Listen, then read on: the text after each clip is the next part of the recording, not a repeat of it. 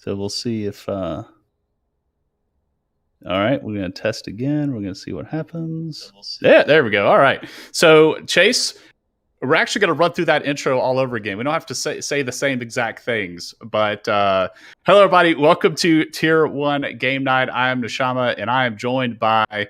I'm going to actually read out the credentials that I already read for you. The Maestro from Mississippi, the King of Kahoot, Master Blaster. That's going to be Chase joining us. On the color commentary, over to my left and your right, Chase, welcome back for your second night in a row casting Coach Rivals. Yeah, I appreciate it. I'm glad that I didn't get kicked off the Discord after last night because there were some brain farts. Bot lane, they're doing stuff, and they're down back to mid lane. What do you have, Pathfinder? It's going to take a lot more than that to kick you out of Coach Rivals. I'm glad to see that we're both repping the CR jerseys. These things are super dope and fresh, so everybody take a look at those. If you haven't ordered yours yet, you still have plenty of time to do so. I happen to be repping Valhalla back on my jersey here. Congratulations to them on their victory last night in Tier 2 game night, tying for first place in Tier 2. Chase, who you repping there? I am repping nobody wanted me to play with them. Just no. I didn't sign up to play this year. I signed up to kind of do this and help out and support those that are playing where I could. And it's uncomfortable, but I'm enjoying it. Yeah, it's so many opportunities for the coaches to serve. That's kind of the best way to put it. It really is a service that everybody's doing and putting forth to make all of this wonderful production happen. So speaking of production, let's go ahead and get into our standings for Tier 1. We have gone through about 2.5 weeks of play, as you can see on your screen there. We do have a tie in first place between Team Eclipse and Let Us Win, both sitting at 2-1. After the victory last week for Team Eclipse, defeating Let Us Win, who was undefeated going into last week. And we do have a makeup match tonight between Straight Outta Grompton and Bards of a Feather. Straight Outta Grompton sitting at 1-1 after breaking out the Belveth a couple of weeks ago, and Bards of a Feather coming in at 0-2. So Bards of a Feather looking to tie up Straight Outta Grompton and get out of the bottom of the standings. We're going to see what happens tonight because we have 3 games of Tier 1 tonight. Chase, can your body handle it? I can. I've got my extra seating pad on my chair. I've got my cotton candy bang and a glass of water. I am good to go. I've got my vanilla bourbon black tea. It's my special, an extra special brew that I got for Father's Day. So we're going to give this a shot. It's going to last me at least through game 1. And then I may have to go get a refill between because we have so much action for tonight. Before we get into our game, we do want to take a look at our stat leaders so far through 2.5 weeks. And there have really been some standout performers from week to week in Tier 1. First of all, not to skip Pathfinder in the top lane, but we definitely want to talk about the 2 kind of standout performers that are going to be in our first match here. Dose for Straight Outta Grompton and Sones in the mid lane for Bards of a Feather. Dose coming in with a stellar average kill participation of over 92%. That is absolutely insane. That means that of all the kills that happen in the 2 games that he has played in, he has participated in 92% of them. Chase, that's a heck of a number. It is, because I'm usually 92% of the deaths. So he's the guy that finds me whenever he wants to. But it's amazing because that just tells me that Straight Outta Grompton has vision control, and they do excellent call-outs, and they set up the play before the play happens, and they don't come from behind, which is exactly what you expect from Tier 1 gameplay. Absolutely. So Doe's an absolute wrecking ball for Straight Outta Grompton, putting a lot of eggs in his basket. Speaking of eggs in the basket, carrying them for Bards of a Feather is Sones, topping 5 different stat lines for Tier 1 mid laners, not only having the highest average kill participation across all mid laners, but also bringing in the highest average damage percentage for a mid laner, almost 40%, which is insane. And he leads all mid laners in solo kills. So be looking for Sones tonight, Chase, to really be putting some pressure on the straight out of Grompton mid laner and just taking him down in those 1v1s. Well, yeah, and he also has, like the stats say, he's also looking at almost 70% in kill participation. So he's right there. So look for him to not only take care of his lane, but roam. Yeah, absolutely. So really cool to see both of these players go head to head, obviously in separate roles, but on separate teams going at it. And of course, don't want to forget our other stat leaders who we will see tonight. Finder in the top lane for Team Eclipse coming in with 7 solo kills, absolutely putting on a show in the top lane in tier 1. Decisions in the bot lane, who I've seen his face almost every single week in these stat leaders graphics. He has been at the top of the charts for ADCs ever since we started, with an impeccable CSD 16 on average at 10 minutes. I mean, that's more than a kills gold worth just in CS of a lead that he has over his lane opponent. And then the Let Us Win support in Subs 9, just absolutely controlling vision all over the map with these crazy vision scores, and just with all the vision denial he puts down, it's really impressive. Before we get into our head-to-head, let's take a look real quick at what our champion meta looks like, what our picks and bans for tier 1 look like. They are different for every single tier, but these are what things are kind of shaping out to be. Most picked, we do have sitting at the top is Thresh with a 60% pick rate and a pretty good win rate at 66.67%. So he has been picked 3 times and has won, I guess, twice, right? 2 out of those 3 times.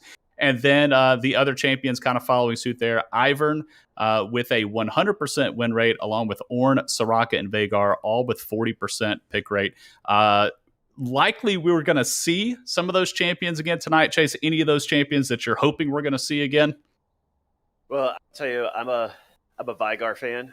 I love his scaling. I love his sneakiness with the cage and the amount of damage that he can put out. But I've also seen Ornn play quite a bit here lately, and I just think that his utility from his knockups from his ult, and just being able to I'm not sure what the ability is called, but be able to build during the gameplay, just be strength are 2 things that are really I enjoy to see tonight.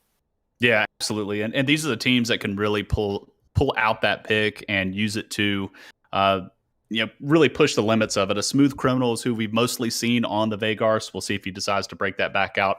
Over on the most banned side, sitting at the top is Mordekaiser. Now, we did see a Mordekaiser sneak through the pick ban phase last night in Tier 2, responded to by a Darius from Coach Dubs, and ended up getting the lead early off of kind of a shaky level 1 start for the Mordekaiser, but the Darius took advantage of that. So I'm wondering if any of our tier 1s happened to watch last night and see if that Darius pick could work in their favor, leaving that Mordekaiser off the ban block, bringing him in and seeing. But he's definitely been a force to be reckoned with. And you can take a look at the other 12 champions we have listed for most banned, all of them sitting at a 40% ban rate, and really a lot of them junglers in Volibear, Lilia, Kindred, Wukong, Talia, and Viego. So, and Graves as well. So definitely of those 12, looks like 1, 2, 3, 4, 5, 6, 7 of them. So over half of them, it looks like, are directed at jungle bans. So, we take a look at some of the players in this tier 1, like Will Win and Dose. The more higher ranked players in our league are playing jungle. And so some of the other teams are definitely paying respects to those players, taking out some of the threat, getting those strong picks out of there. So our first matchup of tonight is going to be Straight Outta Grompton versus Bards of a Feather. Let's take a look at what these teams have picked so far through the season. Straight Outta Grompton coming into tonight 1-1. You can see their compositions on the screen there, and Bards of a Feather coming through 0-2, their compositions as well. Chase, did you catch the game with the Bel'Veth that Straight Outta Grompton ran a couple weeks ago? Honestly, this is my first tier 1 game that I've been able to watch. So I know that Bel'Veth is a new champ, and if you got some talent, which I know tier 1 players do, I've seen Bel'Veth just go full slap on folks and grow real quickly throughout the game. I've also seen at my elo Belvath just kind of float around aimlessly and just a secondary Yumi for us. Yeah, like, mine is no different.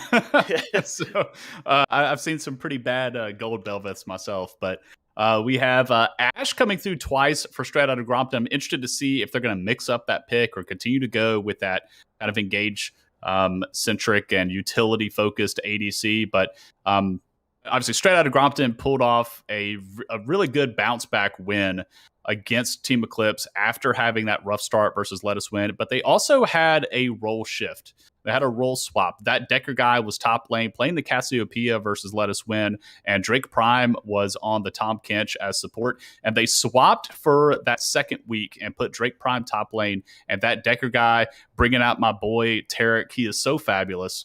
And they ended up picking up that win versus Team Eclipse. So that should be the role layout that we're going to have. So we'll see if they can continue that success. Meanwhile, on the other side for Bards of a Feather, Zones on the Victor has been a scaling monster, getting a ton of CS, outputting the damage, just doing a ton of work.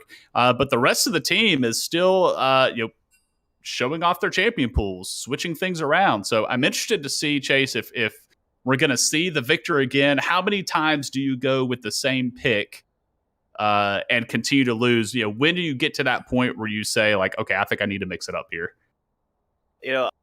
Ultimately, I think it comes down to just team conversation. I know they may be building around Sones and his Victor, hoping that he just hits really hard as the game progresses. Sones I've played with and against his Victor. It's very good.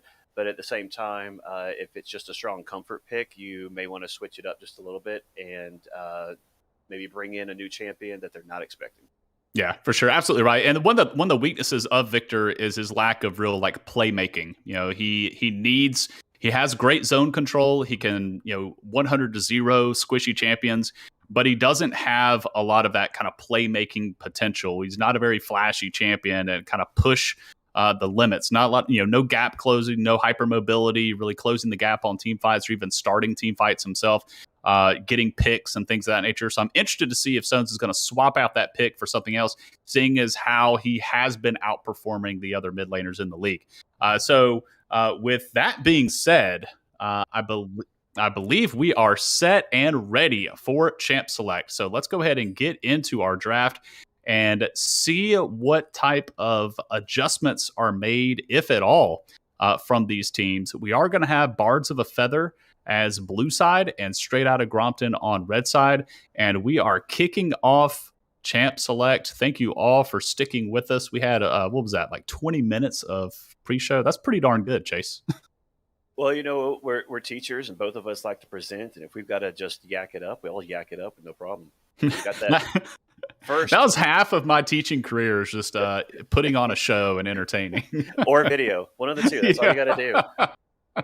We already start to see these champion bands coming through with Tarek getting out of there. I was praising how fabulous he is. I think he's absolutely underrated.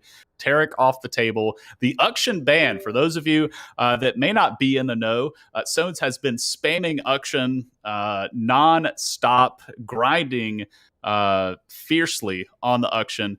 And so obviously that's showing in the scouting report. That's gone. The Viego is gone for Dose. Of course, if you're playing against somebody that has a champion name in their summoner name, you got to get rid of that. And then the Veigar gone as well for Straight Outta Grompton. So we are going to end up seeing some new picks tonight for sure coming through. But the Xayah is banned as well. That's going to be banning away from Fixing Mantella. The Diana already locked in for Bards of a Feather. Definitely a champion that we've seen taken out a lot in Tier 2. And oh boy, it slipped through the ban phase. You can see it over on the right side of your screen. The Belveth is locked in again. If it ain't broke and it gave you a win 2 weeks ago, why not just run it back?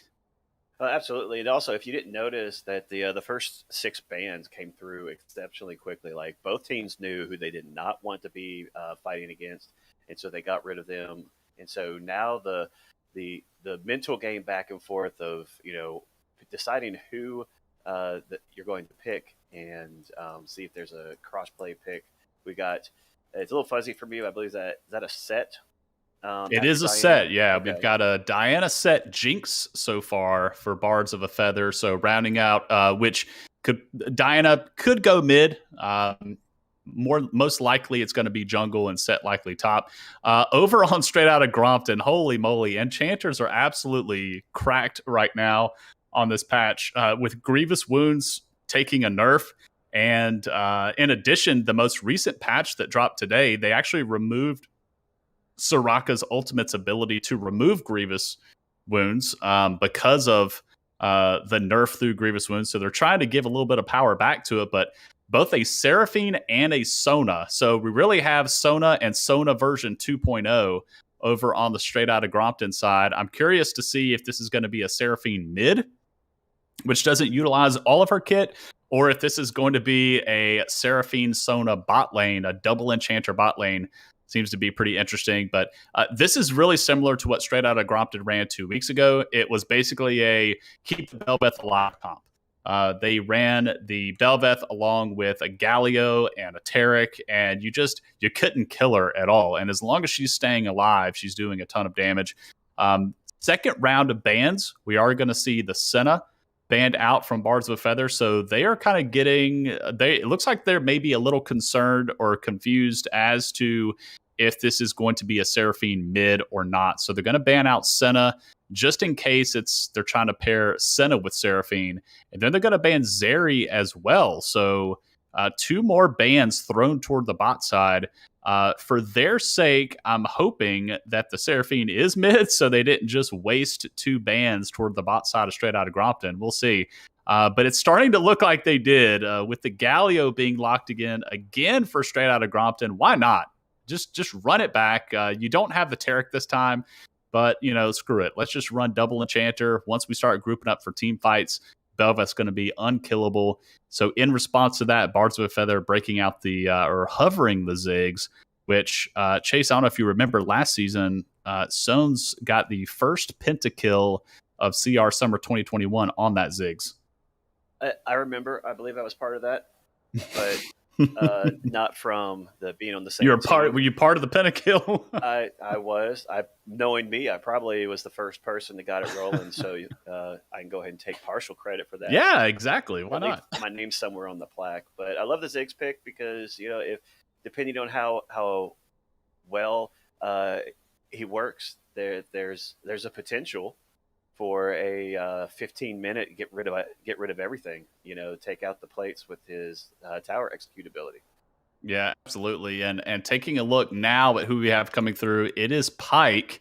This is Ched's Pyke, which was an absolute menace last season, and it was constantly banned. He ended up opting over into the Pantheon instead, but it's good to see Ched back on this comfort pick and Pyke, which could end up working out really, really well, especially with these enchanters. The execution for the ultimate from Pyke has got to be accurate. So if you get these players low enough, he can execute them. But if he goes to execute and then the heal comes through in time, then it's kind of a wasted ult. So I am going to be interested to see that play, especially if he can pull off those ults to be able to kill these champions on the Straight Outta Grompton side before the heals come through.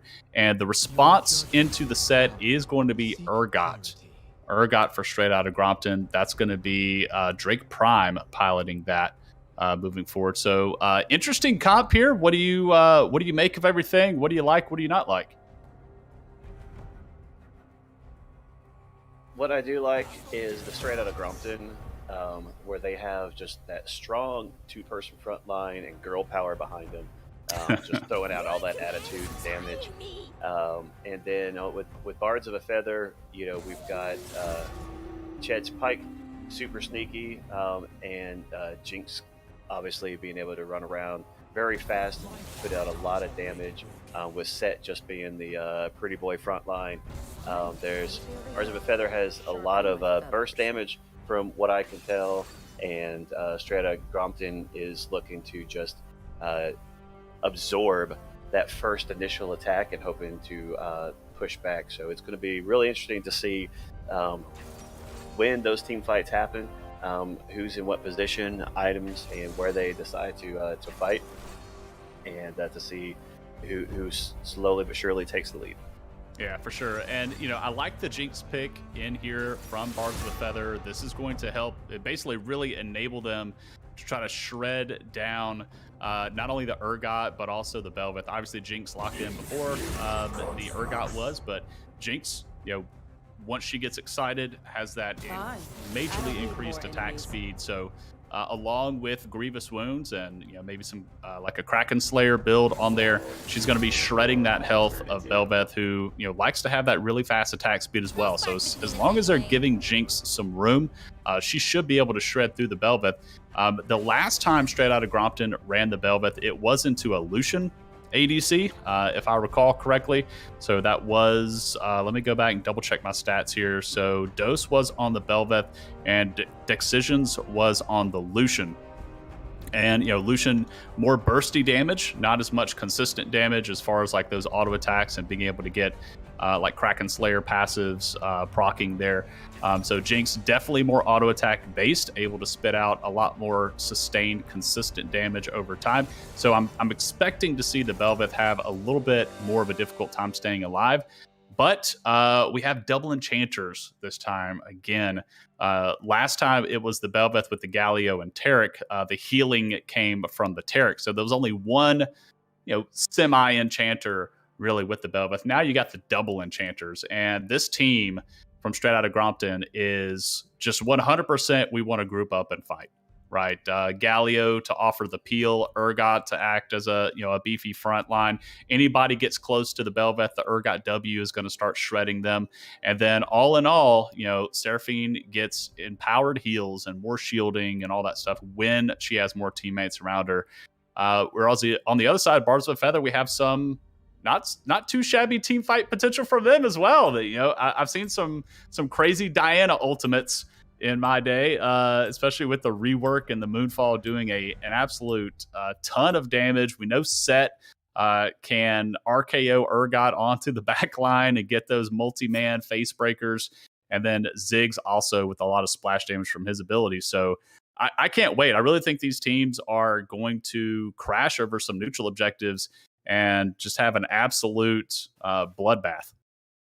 Yeah, definitely. With Bards of a Feather, they have a lot of fast burst, and Straight Outta Grompton with Seraphine and Sona are going to be able to keep everybody alive a little bit longer. So I'm looking forward to just long fights of just going back and forth and just seeing who plays chicken the best.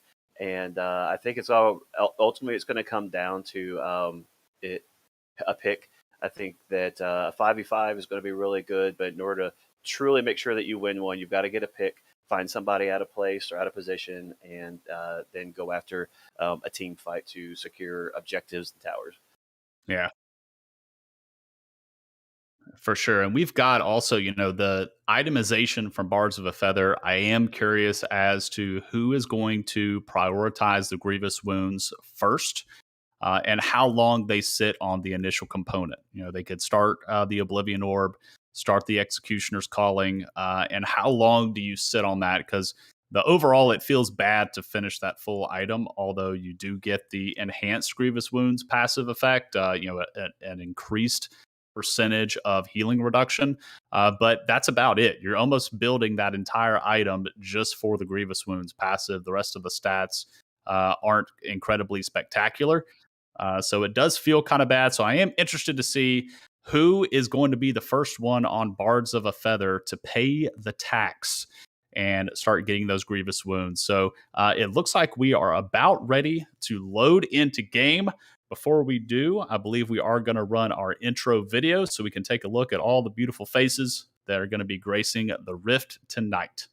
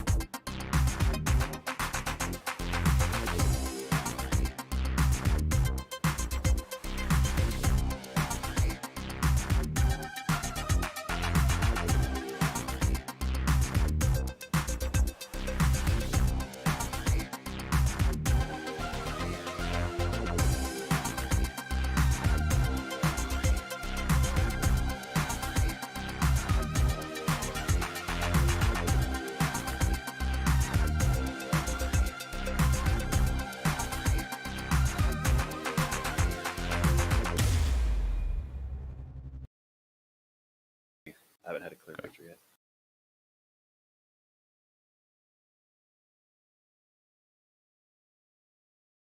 Mm-hmm.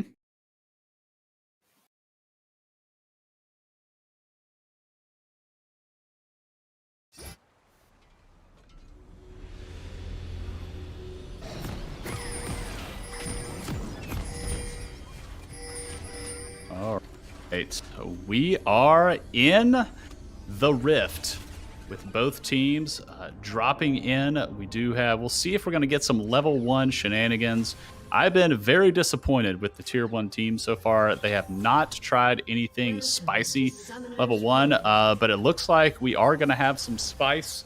Allison, I do have a little bit of pixelation, so whatever you did last time that cleared it up, that'd be good. So I can kind of make out going on. But either way, it looks like a sneak into this bot rush. Already a hook onto the Seraphine. That's going to be Ginga dropping first blood. It is going to go over to the Pyke, and it's early enough. If he wanted, he could recall and likely get him a long sword to try to help out and get an item advantage in lane early. Looks like he's going to opt out of that. But just as I've been asking for some spicy first bloods and some level 1 action from these teams, they finally deliver, and it's from Bards of a Feather. I mean, that's a Coach Rivals 101 right there, no matter what tier you're in. But I also think that was a spite pick on the Seraphine, seeing how the Straight Outta Compton got rid of Bards of a Feather's namesake during picks and bans by getting rid of Bard and Xayah. So I think that's just a little bit of you shouldn't have, and trying to put Straight Outta Compton in their place early. Yeah, it felt a little personal, didn't it? It really did. Like, Seraphine was like, I am going to go over here, I'm going to check, I'm going to do my 5 points, and then, sorry guys, that's how I would have communicated it to my team had it been me. Absolutely. So one of the good things, though, for Ginga Rifrith on the Seraphine is that he did not burn any summoner spells there, so still rocking the Flash Exhaust. We do notice that he is running Electrocute on the Seraphine, so that's pretty interesting. So not a less supportive keystone there. Nothing like possibly a Guardian or something like that. We're seeing the Summon Aerie on the Sona as well. Taking a look at the players in Game 2, some of the chat has noticed that we have a little mix-up over here on Bards of a Feather. We actually have Hernandez Teaches filling in. He is subbing for Bards of a Feather tonight, playing in the top lane on that set, and we actually have Kartike in the jungle on Diana. So a little bit of a mix-up here, possibly throwing an extra wrinkle into draft, maybe drawing some bans that way, changing of the game plans here. Chase, you have any predictions for Mr. Hernandez Teaches? He's not playing in CR this summer. Is he coming in rusty? I don't think he's going to come in rusty because he's got plenty of time to practice. And his significant other allows him to do that. While he does have, I think he has the pressure of wanting to help a team out tonight that needed a sub, but also knows that it's not my record. So I don't think that means he's going to play loosey-goosey, but I do think it creates a different attitude towards gameplay.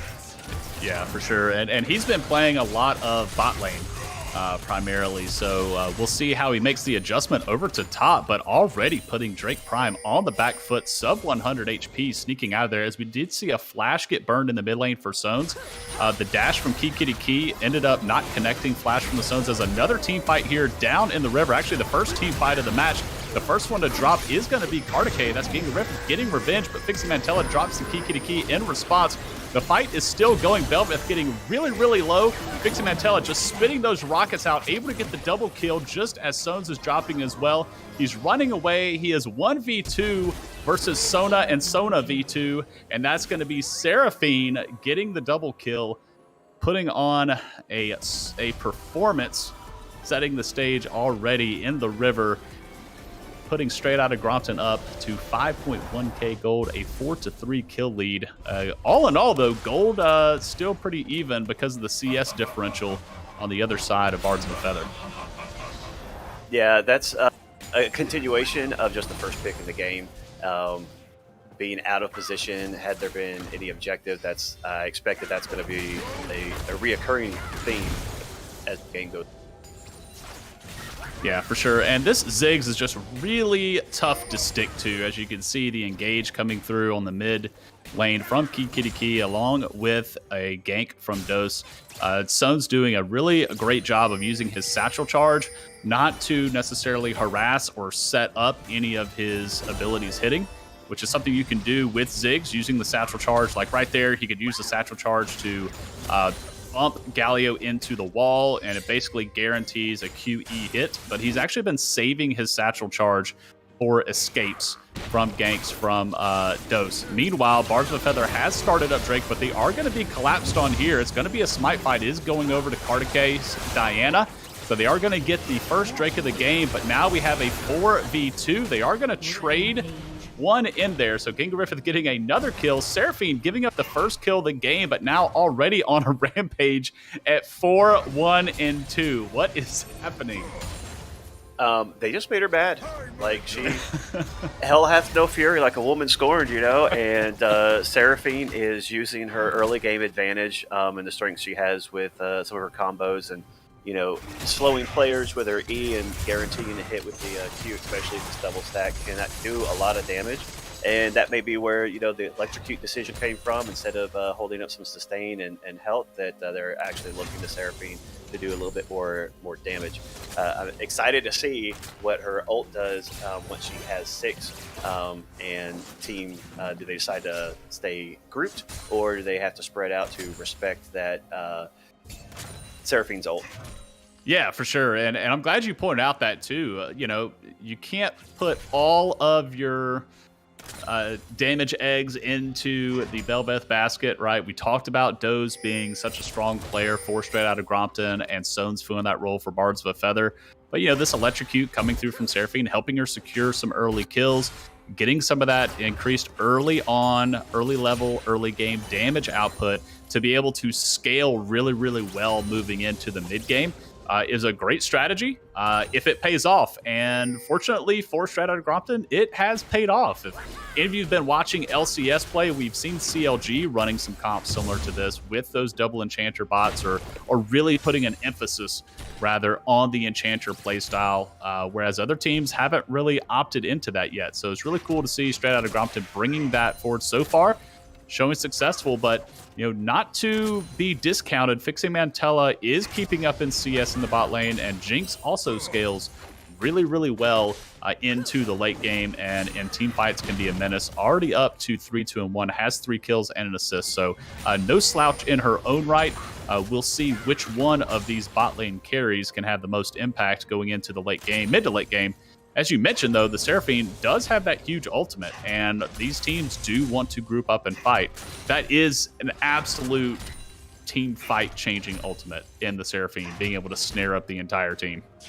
Absolutely, especially when you have some engaged champs, or in the sense of Bards of a Feather with their huge burst. They may jump in, back up a little bit, then come in for a second hit, and that just will prevent that. They'll either have to burn Summoners to get away, or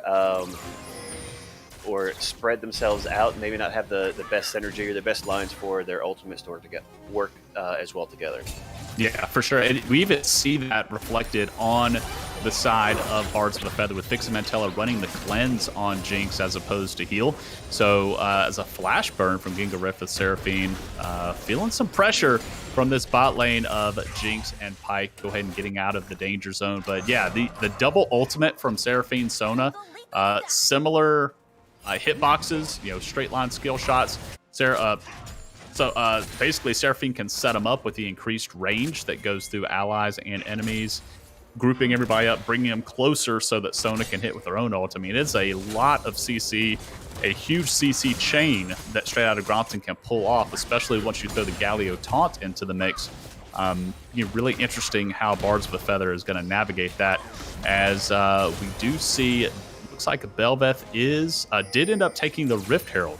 So although first Drake did go to Bards of a Feather, Straight Outta Grompton is taking the first Rift Herald. We'll see where this goes. Drop as a gank in the bot lane. There's the Moonfall. Does catch out too.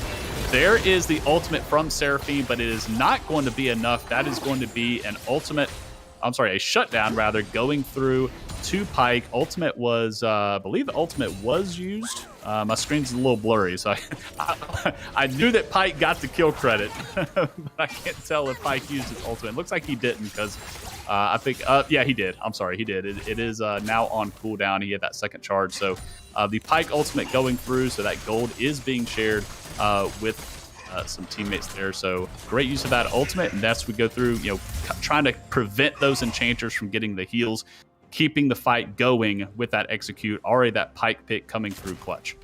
Yeah, and definitely that entire piece was set up on bot lane with vision control. They did not know Diana was there.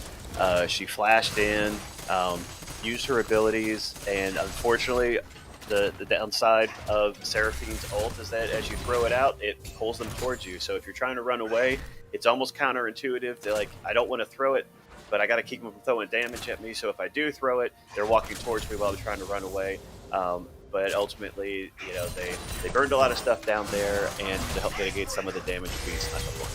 Yeah, for sure. And it's good you point out that that Vigilance. We have another fight. There's the RKO down onto Drake Prime. He is limping away, but that is going to be Hernandez Tejas getting the solo kill. He is shaking the rust off as if he never had any, going back to the top lane, already getting solo kills on Drake Prime as the second Drake of the game going over to Straight Outta Grompton. We are going to have a Cloud Soul this game, so increased, I believe, ultimates, ultimate cooldown, ability haste rather on that as another gank in the mid lane. The W from Bel'Veth looks to be, or the E popped a little bit early, but they are going to go ahead and drop this Rift Herald. Full plates still remaining on the mid-tier 1, so a lot of gold going to go into the pocket of Dose's Bel'Veth there, with 2 plates going over, seeing the gold pop up over the head. So all in all, looks like a nearly 2,000, just over a 1K gold lead there for Bards of a Feather, stretching that lead out, and that is mostly coming from the CS lead that we are seeing across, honestly, all lanes. But as you mentioned, that vision in the bot lane, still no vision there in that brush from Sona Seraphine. Ult coming through from Ziggs, trying to clear this wave. I believe Sona's maybe trying to get a back in here, weakening this wave, going to go ahead and crash that. But Sona Seraphine not in a position to be able to really walk away from each other to ward, right? Both of these champions, very squishy, very vulnerable, and they are stronger together side by side. It's not like you're playing an Ezreal in the bot lane where you could just stay at a distance and poke, or a Sivir. They really need to be by each other. So possibly these two champions, at least Gingerifith and that Decker guy, saying we really need to hover here next to each other. But Bel'Veth in the area, Galio coming down to now trying to assert some pressure on the bot side of this map to get some of that vision control, so we don't have Kartike coming in again to get another ultimate off, because he is on the bot side of the map. Yeah, and as you said, with the bot lane, they are extremely squishy, so pushing forward and having to run so far back to their tower is not the smartest thing. There we have a skirmish breaking out in the river. That is going to be Kartike caught out. Galio ultimate was committed to that. Looks like Dose's flash was used as well. But as strong as Diana's ultimate is, at least right now in the match, it's not going to win a 1v4. So that is going to be another kill going over to the side of Straight Outta Grompton, putting kind of a damper on the ramping up that Bards of a Feather had with that 1K lead. Now should be definitely stifled. I'm seeing pixels, so I can't tell you exactly what it is. There's another engage on the bot side. There's the ultimate. It does come through a little bit early. Ched does still get the kill, so Sona does drop. But they're going to keep chasing here. There's the hook. Is going to be flashed by Gingerifith.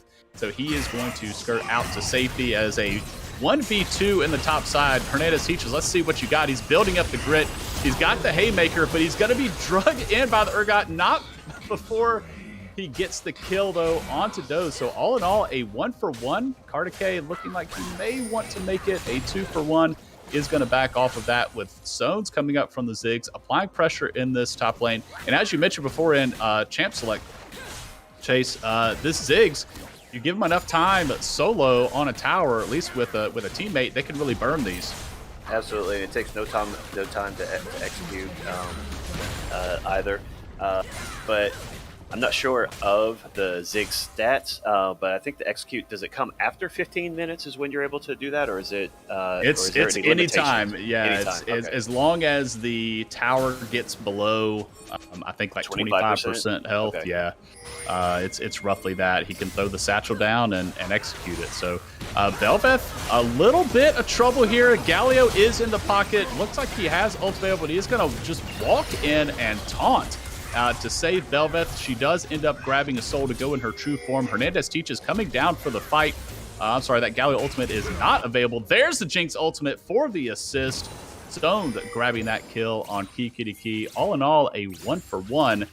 These teams extremely scrappy, going back and forth, trading kills all across the map. It's definitely enjoyable. I like the bloody games between these tier 1 competitors. And the funny thing is that even if it wasn't a Coach Rivals event, and we had just an open night where people got together, it would still look exactly the same. You know, we enjoy playing each other. We enjoy just going after each other's champions and banning out, all in good fun, of course. But ultimately, as wild as the match has been so far, with the gold being a little bit ahead for Bards of a Feather, objectives and towers and kills so far are about the same. Ultimately, they're going to have to calm down a little bit, set some things up, and not be as aggressive individually, and start working team-wise on both sides to coordinate exactly what they need to do to enter into a win condition.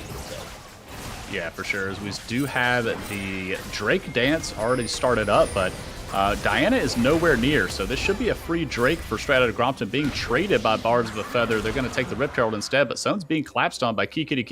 He's trying to satchel charge to get away, and the Winds of War are going to come through and snag that kill onto Sone, so it is going to be the second Drake for Straight Outta Compton being taken.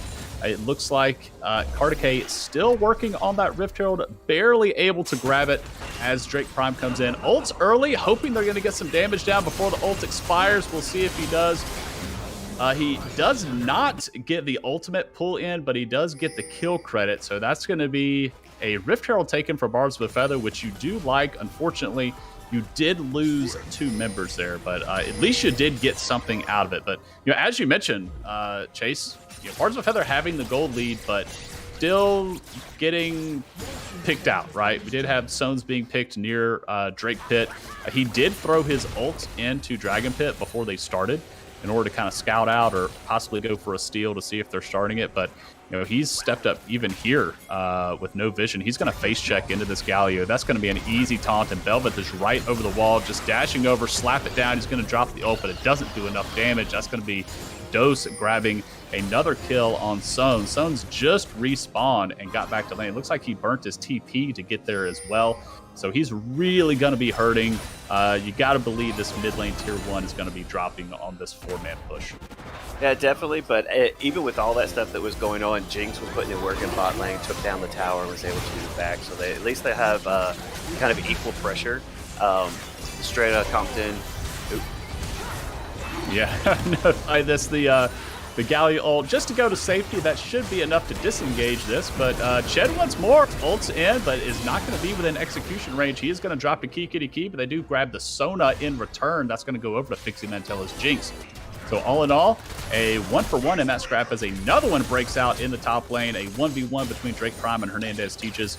Looks like Drake is just going to walk that one out. Bel'Veth wants a little bit more, going to dash in. Kartike says, sure, I'll take some as well. Jumping in, killing the Bel'Veth. Kartike limping out with 400 HP. Ginga Rift trying to drop some damage down, but that is a 1v2.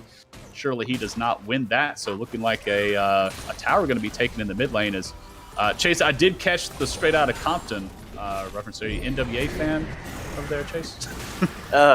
It's sure. Why not? It's hard. It's hard when you're talking fast. You're thinking fast and you're talking fast, and sometimes we get things mixed up. I mess up summoner names and champion names, and I know a lot of the ability names, but when we're in the middle of a match, I can't think of what they are. it's nerve wracking for sure. That, and I love the name. I love the mascot that they have. On top of that, I think I still have like 2 or 3 T-shirts that have straight out of something when that fad went through. For my school, straight out of the Cleve, and straight out of the beach or whatever it is. So I like seeing that come back. For sure. We have got kind of a lull in the action here, so everybody take a breather. This has been an absolute banger of a matchup between these two teams. 24 kills, just shy of 30 minutes. And looks like we're going to have a little bit of a reprieve. There's no Dragon up just yet. Baron is up, but it's a little early to start that, especially on the side of Straight Outta Grompton. You try to rotate too many members over there against a Ziggs and a Jinx, you're likely to have a great trade on the other side of the map to possibly force you off of that, especially with the tier 1 bot and tier 1 mid already being gone. They could make an aggressive play mid, try to shove some of those waves out. Very difficult to start Baron. I think straight out of Grompton. I almost did it. Straight out of Grompton, gonna need some kills before they try to make that aggressive play. Meanwhile, Bards with Feather, kind of the same thing. They cannot start this Baron without getting and securing some kills on their side just because of all the AoE potential, all the CC coming through from Straight Outta Grompton to make that Baron take extremely risky. But all in all, 13-11, kill lead going to Straight Outta Grompton. Gold lead looks to be in favor of Bards of a Feather, I believe. Yep, by about 1,000. Okay. So 37.3 to 36 something. I think that's a 6. But what we're not seeing reflected in the goal is the Dragon stats. So you don't really see those. As another showstopper coming through from Hernandez Teaches does have the Haymaker, going to drop Drake Prime to about 50% HP. Then all in all, they're going to walk off. But the ultimate from Urgot does tag. Not enough damage is going to come through to get the R2 activation there. We are going to see, now that Drake is up, everybody buckle up. We've got another fight. These teams like to scrap. Looks like we're going to have a solid 4v4. Ziggs ultimate goes wide, splits the uprights. Drake is aggroed already, dropped down to about 5,000 HP. We're going to see it's going to come down to a smite fight. Who's going to get it? Kiki jumps forward, grabs the taunt onto 2 on the backline. They have peeled off the Drake and is now starting this team fight. Kiki taking on 2 members of Bards with Feather all by himself. Nobody from Straight Outta Grompton drops. Only the jungler, Bards of a Feather, will die there. All in all, a 1-for-0, and the Drake going over to Straight Outta Grompton. Great job from Kiki on the Galio, just zoning out 2 members of Bards with a Feather and allowing the rest of his team to be able to collapse on the other 2 members. So he was holding the 1v2 in the upper side of that river, whereas the rest of his team with the Belveth and the double enchanter duo in that bot lane are able to keep the rest of Bards of a Feather at bay. Yeah, and I couldn't tell who he was zoning out, but what I know about Galio is he's just he annoys mages because he absorbs everything and takes no damage from them. So I'm not sure who he was zoning out there, but that may have played a big part of his ability to zone 2v1 and survive. Yeah, for sure. And he's got that Hextech Rocket Belt. Actually, it may be called Hextech Proto Belt. Y'all forgive me, that item has gone through some name changes. But using that to great effect to kind of close that gap. I believe he used Flash as well to get within that taunt range. And you do have 2 of those AP magic dealers, a lot of AP magic damage coming from the Diana and the Ziggs. So the Galio, as you mentioned, is able to absorb a lot of that just from his passive. He does get the AP damage shield as well as the Merc Treads that he has coming through. He's also bought a Zhonya's Hourglass to be able to deal with the damage coming from the Jinx and the set potentially. Meanwhile, we did mention in Champ Select who is going to be the first to pay the Grievous Wounds tax. And it looks like that is coming through from both Fixing Mantella and Ched. So the Jinx and the Pyke, both sitting on Executioner's Calling. Jinx also opting to go Gale Force and then Phantom Dancer second.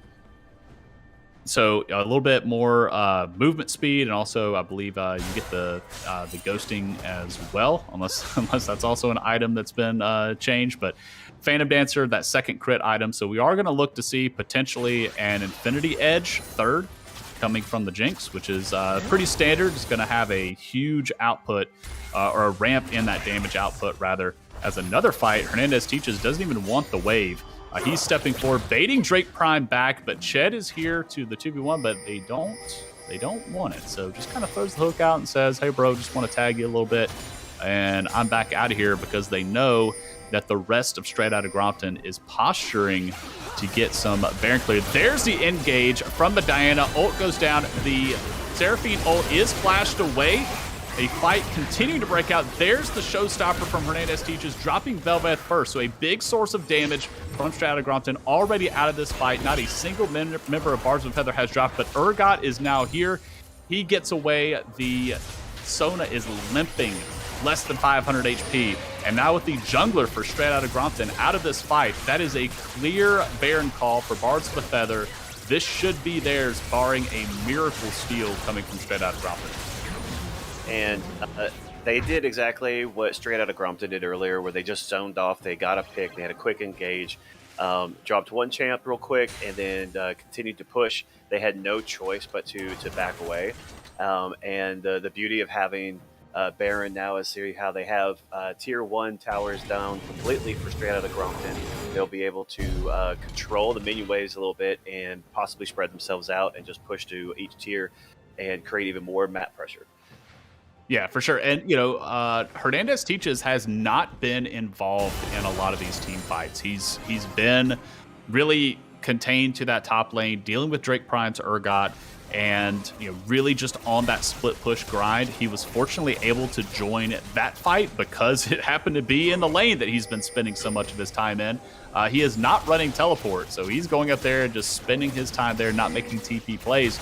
But now with the Baron buff on him, that's going to make his split push even more powerful. But as I say that, if you take a look at your minimap, Hernandez Teaches is on his way down, knowing that Soul Drake is available for Straight Outta Grompton. So even though Baron did go over to Bards of Feather and the TP coming in from Urgot, so we are going to have, ladies and gentlemen, a 5v5 here for this Drake. Bards of Feather does not want to give this up. Hernandez Teaches shoves in the mid lane to keep Drake Prime busy, so hopefully they can go in here, take the numbers advantage with the 5v4, try to get some pressure. There's the flank, getting the ult down, dropping Gingarifith already. That's one enchanter down. That's a second enchanter down. Both Sona and Seraphine are dead. The Galio ult misses nearly everybody. This is an absolute wipe in favor of Bards of a Feather. That's 3 down already with none gone for Bards of a Feather. They are chasing down. There's the hook. It goes a little bit wide, but Urgot trying his best. Velvet is slapping as much as she can. The Urgot ult claims 1, and that is going to be it. All in all, almost a clean ace for Bards of a Feather, but it's going to be a 5-for-1. Fixing Mantella grabbing the kill onto Belbeth. That got to feel good, Bards of a Feather. You stopped the Soul Drake from going over to Straight Outta Grompton, and you have the Baron buff, and you have the ace. This is definitely going to be a tower going down mid for Hernandez Teaches. What an absolute fight, and it all started off with the sub in the top lane. Hernandez Teaches coming in with that amazing flank showstopper against the Dragon Pit wall, and then Facebreaker catching, I believe, 3 or 4 members. Yeah, definitely. They were all grouped. They had everyone zoned, but the champ select by Bards of a Feather definitely helped out with being able to engage from a distance, and on top of that engagement, being able to affect AoE after they've used ultimates and their abilities. So the biggest thing from that, as we see everybody kind of reset and push and protecting towers, is somebody's bingo card just got lit up. So I don't know who you are, but you need to check. We had an ace, we had, you know, Soul Dragons, we had all kinds of stuff going on there. So make sure you're checking your bingo cards and force Coop to pay out some stuff. If your bingo card also has a slot for Boomer Substitute, checks in and absolutely wrecks a team fight, go ahead and check that box too. Hernandez Teaches coming through and putting on a clinic with that flank. And, you know, they were able to get the Facebreaker onto both Gingarifith and that Decker guy. So both enchanters were caught up in the CC. Neither one of those huge team fight ultimates able to make an impact there. They're absolutely 100-0'd in that CC chain, all that damage piling on. So none of those ultimates were able to be cast. So it's not an absolute like, okay, yeah, their team fight is better than the other. It ended up being that a lot of those abilities weren't even able to be used. It was just, it really came down to awesome execution from the sides of Bards of a Feather, preventing Straight Outta Grompton from even executing the team fight that they wanted to execute. Absolutely, and beyond that, if you look at the stats, they've gone up in kills. Their gold is now about 6,000 ahead. Plus, they got extra towers, and they're creating a really strong map pressure now. Not only the waves are on red side, and the momentum is on their side. So it's going to be a lot of effort from Straight Outta Grompton to collect themselves, start communicating, talk about the next objective, remember that happened, but also forget about it and set up their next position. Yeah, for sure. And good news for Straight Outta Grompton is that Bards of a Feather really didn't get much out of their Baron buff other than a mid lane tier 2 and stopping the Dragon Soul. So they have really set themselves up to not panic, right? They've got the 3 Drakes early. Now, Bards of a Feather, even though they did secure that, really the super buff in the Baron, they had to pivot away from sieging the enemy base in order to stop the Dragon Soul from being taken. And in about a minute's time, Bards of a Feather's going to have to do that again, right? And so Straight Outta Grompton does have leverage on them because they were able to secure so many Drakes early. They've got Bards of a Feather pinched. Bards of a Feather has a tiny window to try and make an aggressive play to, anywhere else on the map. Until that dragon is about to spawn, then they have to go answer that. They've got to go down there and say, look, we can't give it up. If we give it up, we give up Dragon Soul. Unless you want to play 4D chess. But here we do have the engage. There is the Seraphine ult coming through. The root, the knock-up from the Galio ult, the taunt coming through. That's going to be Cardicade dropping first. Bel'Veth drops next to Chad's Pike. Zone still raining down the damage. Here comes Hernandez Teaches with the Showstopper, dropping 1. That's going to be a double kill now over to Sones. 4 down on the side of Straight Outta Grompton. Urgot all by himself. Crab walking his way through the rest of this fight, but it is not going to be enough. Now the call, all the pings coming through. Siege mid. You have a Jinx and a Ziggs. That is a hell of a lot of tower damage incoming. So they are minimum going to get this mid inhib.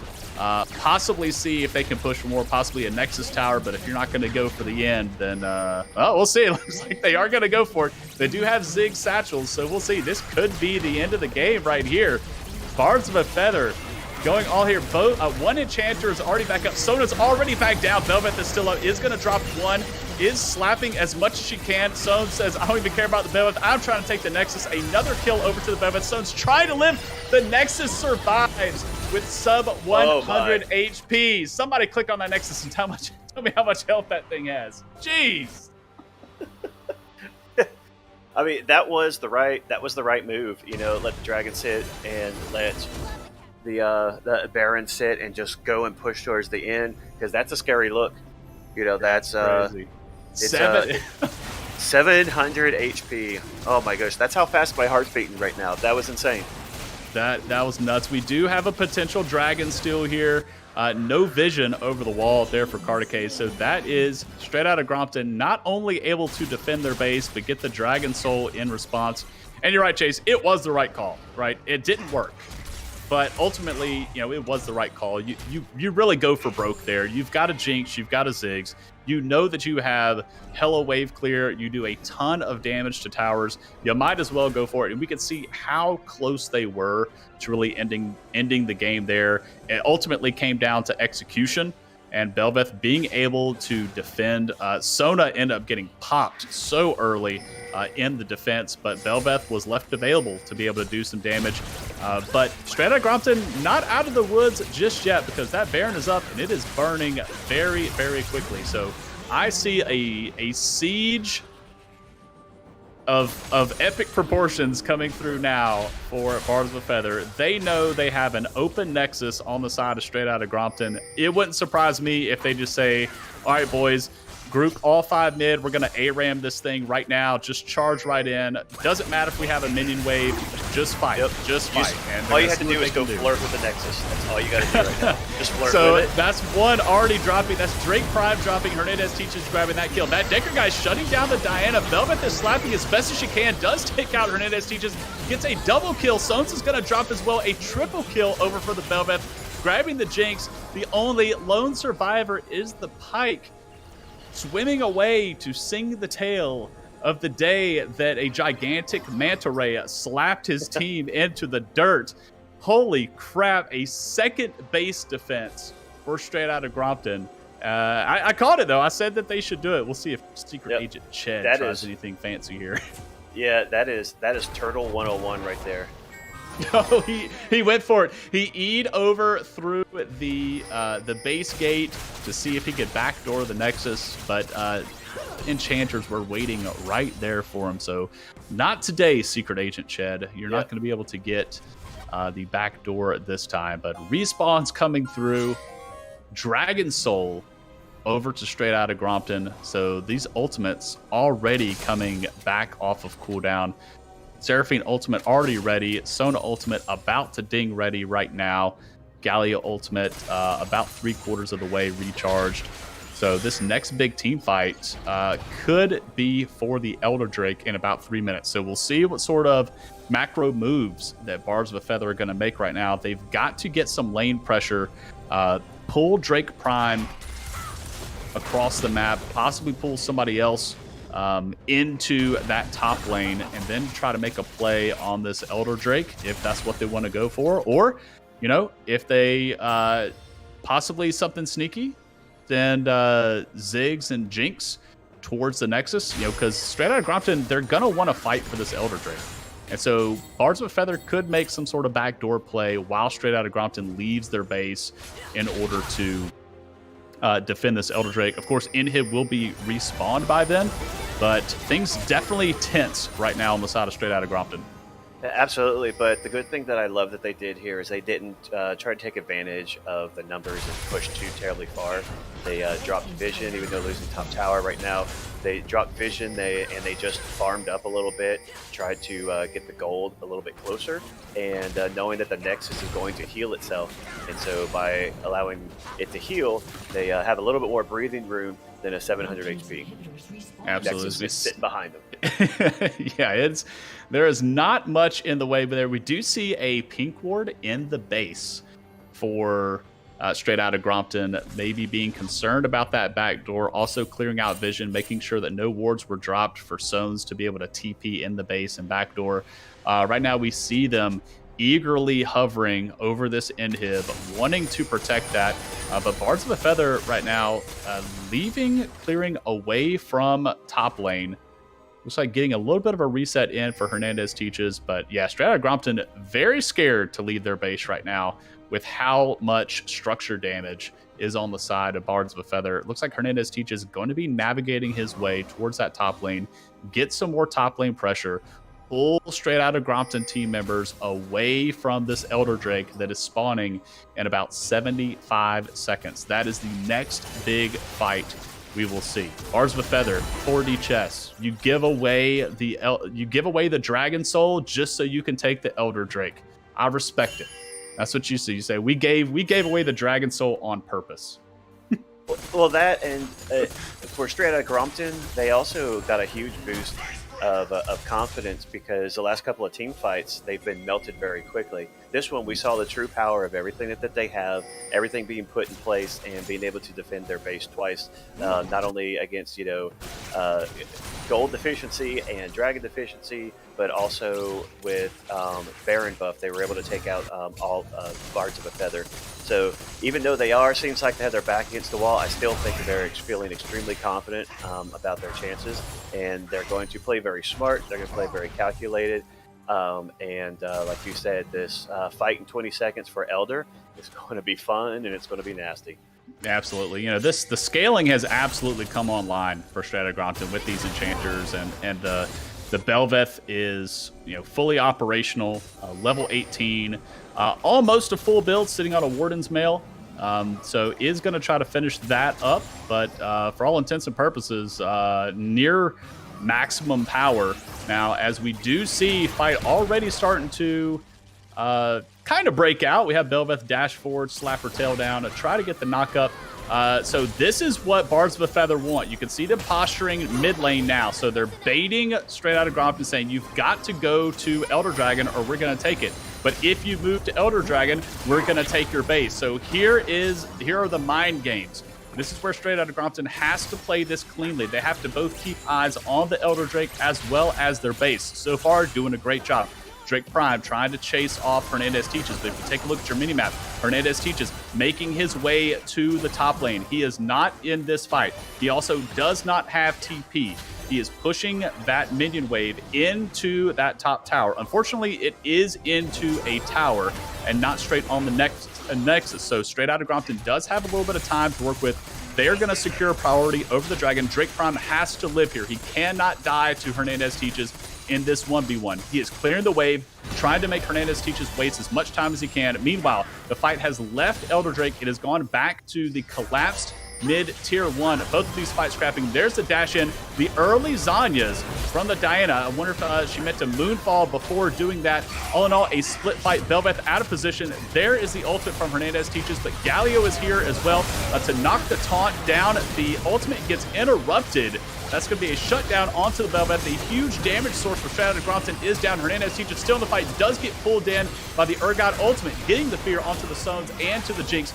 Shed has dropped Kikiriki in the meantime. The chase is on. Fixin' Mantella does grab Sona. He is still alive, spitting these rockets out onto the Urgot. The minigun is doing work. Sones is back into the fight, dropping the ult. A double kill for Drake Prime, but he does drop 2 Sones. Look at the 2 members still alive for Bards of a Feather. Not only is it the Ziggs, it is also the Jinx against a lone Seraphine. This is the end of the game, ladies and gentlemen. This has got to be the end. So much structure damage from these two. The TP coming through. Bards of a Feather did it. They did the fight, and they did it off the back of another flank engage from the set, collapsing perfectly on that fight, getting the Bel'Veth out of the fight early. Now they're just toying with the Seraphine a little bit. Gonna drop the Seraphine in time. The ace, delayed ace comes through. 30-27 kill line in favor of Bards of a Feather, and the game going over to Bards of a Feather. Their first win of Coach Rivals Summer 2022. And they did it with Hernandez Teaches in the top lane and Kartike in the jungle. Wow. My throat hurts, Chase. Look, I'm glad I didn't have to do play-by-play with that because I wouldn't have been able to keep up at all. So amazing job, Justin, at the play-by-play over the last couple of minutes and in the entire match as well. You know, congratulations to Birds of a Feather on their first win. And, you know, I believe they have a second game tonight. So they've got an hour to relax and recoup and see what they want to do and, you know, soak their fingers, take a stretch, all that kind of stuff, because it's going to be a long night for them. Yeah, and they're going to ride that momentum forward into their second match of the night versus Team Eclipse. But man, if you're not entertained after game 1 of tonight, then you're not a League of Legends fan. This delivered on everything we could have possibly wanted. We had some level 1 shenanigans. We had the double enchanter bot lane, you know, a la CLG, breaking that out in LCS. And so we have some of that being mimicked here in tier 1. We have the brand new champion being locked in the Bel'Veth. We have the set flanks coming through, the boomer coming in, showing the young kids he's still got it. And I mean, what more could you want? We have a base defense, you know, sub 500 HP. I think the Nexus had actually healed up by the time we were able to check the health on it. But even by the time we checked on it, it was 700 HP. That's maybe like, you know, 2 or 3 Jinx autos before you take that out. I mean, 2 base defenses really on the side of them. They survived the Baron buff from Bards of a Feather. And, you know, we had some backdoor attempts from Pyke. It was just such an action-packed game. And it's only the first one of the night. So this one honestly, the rest of the games just might as well be boring. I think we could have burnt through all the excitement just in game one.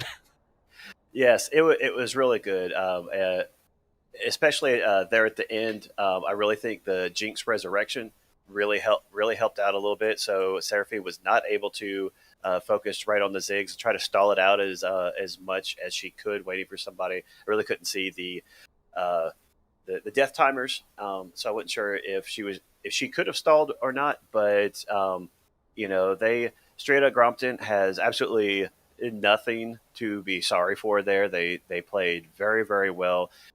Birds of a Feather, congratulations on their first win. It feels good to know that you can. I've been through a coach rival season where I haven't won. I've been through a coach rival season where I won once. I know what that feels like, and so definitely congratulations to them. And everyone represented really, really, really well, and proud of the teamwork that they put out and put on a good show for coach rivals. Yeah, for sure. I mean, it was an absolute banger of a match. Before we go to break and get set up for game number 2, we do want to shout out our jerseys available through Esports Gear.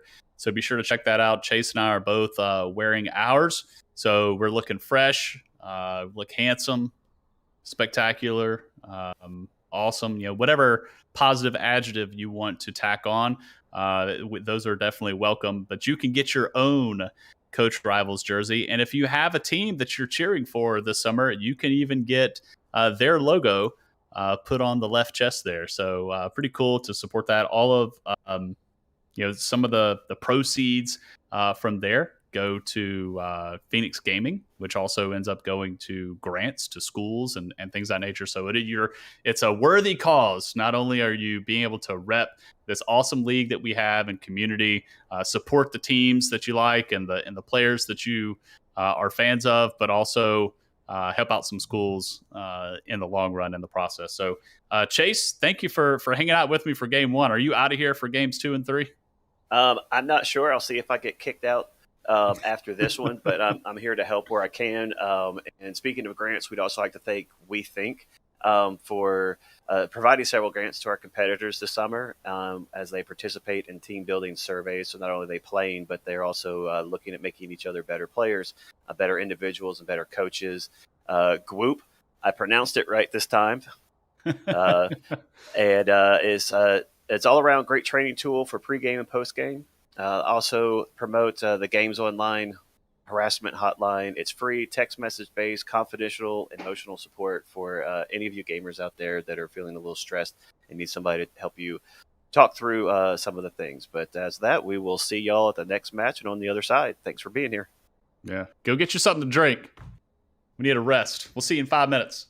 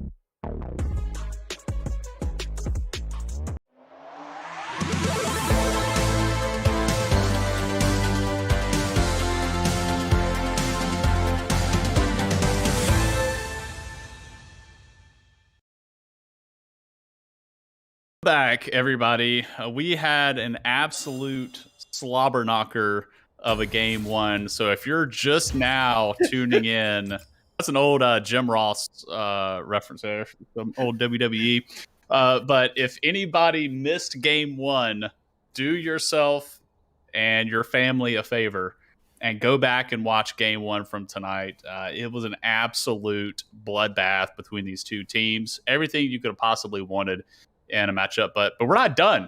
We can't just sit here and talk about game one. We got to get ready and go into game two as well, as we have team Bards of a Feather back off their fresh win from Straight Outta Grompton, tying them at 1-2 in the standings to take on Team Eclipse. And we have how these teams did against each other and their previous matchup, which did go in the favor of Team Eclipse last time. But Chase, as we're working to get that graphic pulled up, give me some insight. You just play this crazy game that is totally back and forth.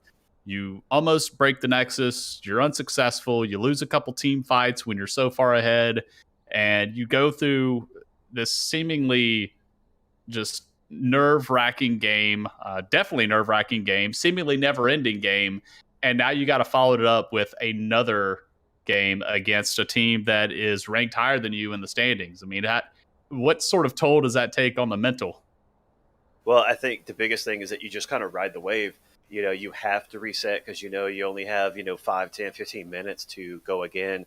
But knowing these players of Birds of a Feather, they simply just they have their plan already. They know what they're doing for each team. They knew they were playing 2 games tonight. It wasn't a surprise. I think exhaustion-wise, if they play another long game, it's going to be definitely more difficult. If it's which it probably will be, a very exciting and action-packed shenanigan-style game. But I think that they will be ultimately. I think they'll be just fine because whether you're new to League or you've been doing it for a long time, regardless of your rank, playing 2 games that are just heart draining and emotionally draining, it just doesn't matter. You queue back up and you're back out there running the Rift just again. Yeah, for sure. And the win definitely helped, right? Coming out with some momentum.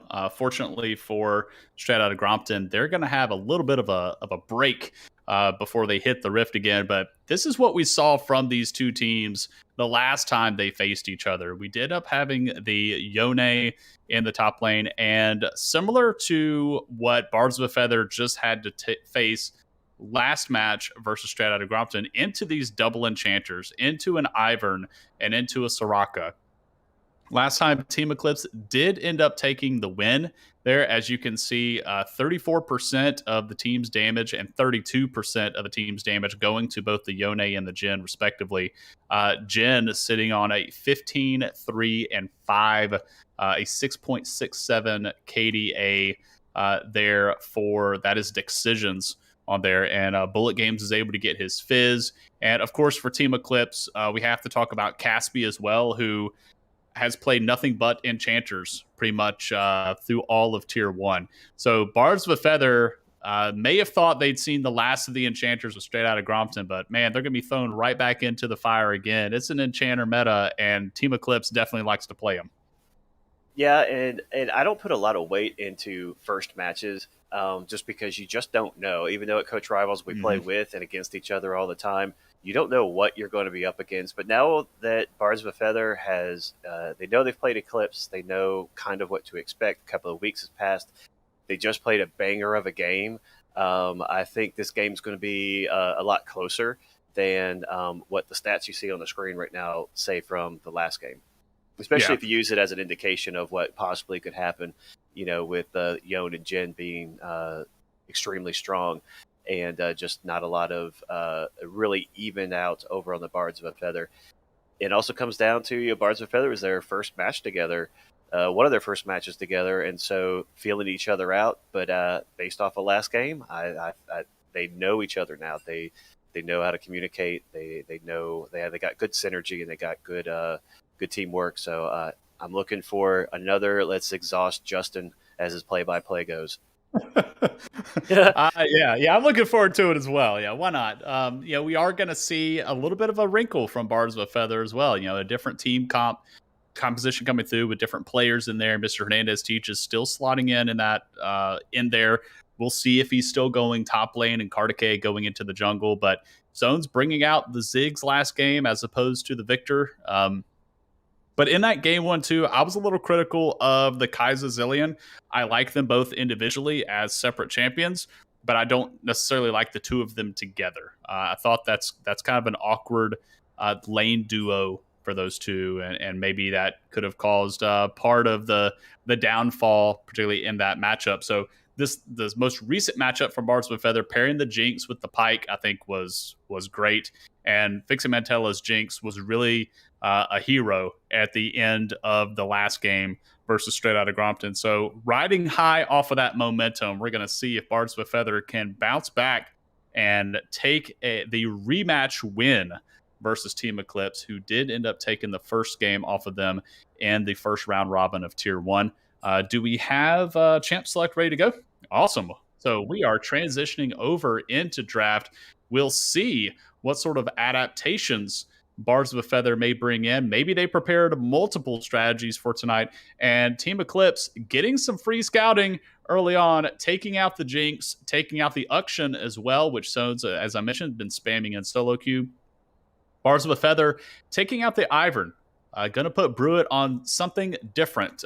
Most likely going to navigate towards that Nunu, who he does like to play a more supportive jungle style.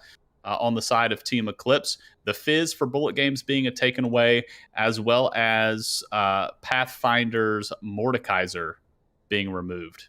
Meanwhile, Set being locked in the top lane. We've got to believe that's going to Pathfinder. But lo and behold, you left up Fixing Mantella's favorite bot laner. I hope that I'm being right and saying that it's his favorite bot laner. I know he plays a ton of Xayah. I'm going to assume it's his favorite bot laner. But it is left available. We have not a pocket pick, but a very comfortable pick coming in for Fixing Mantella, the bot laner for Bards of a Feather, Chase. We also have the namesake. We got the feather, right? All we know is we need the Bard. Energy. Don't know if it's going to come up here, but we also got Viego over there for Bards of a Feather.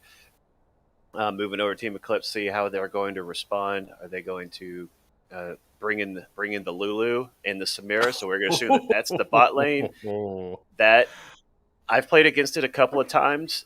I have never wanted to quit a game so hard in my life because I just can't do anything against that. It's one of the main reasons. Those two champs right there, one of the main reasons why I went to learn top lane is because I hated seeing that. You stay away from it. Yes, as much as possible. The polymorph, it's crazy. We also see Ziggs coming back in for Bards of a Feather. So we have a lot of range, a lot of damage coming in late game. We do have the bands coming in for Bards of a Feather. Looks like they're going to have to go after against the jungle. There goes the Nunu. Oh, they took away the Bard. It's personal, folks. It is. It's 2 games in a row. They couldn't take away the feather, though. Not learn from Grompton. They For sure. And, I like the Lulu pick here. That is going to help disrupt some of the burst potential coming through from Viego.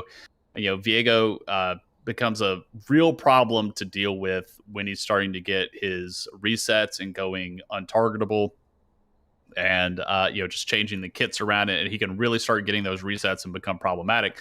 Lulu can stop that. She can wild growth whoever he's trying to kill, also polymorph the Viego, and then also just add a lot of protection for the Samira.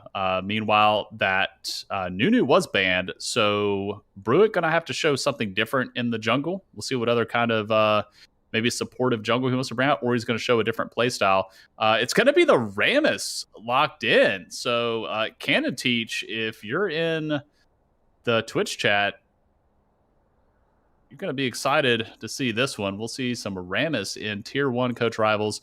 Ched's Pyke being locked in again for the second game in a row. So we do see 2 repeat champions so far for Bards of Feather. As you mentioned, the Ziggs, but the Pyke coming through as well. Kale on the side of Team Eclipse. So not only do you have the Lulu for the survivability, but you've also got the Kayle to drop the ult. And the final pick for Bards of Feather for the top lane is going to be Cho'Gath. Or hear me out. We know Hernandez Teaches likes to play the Viego.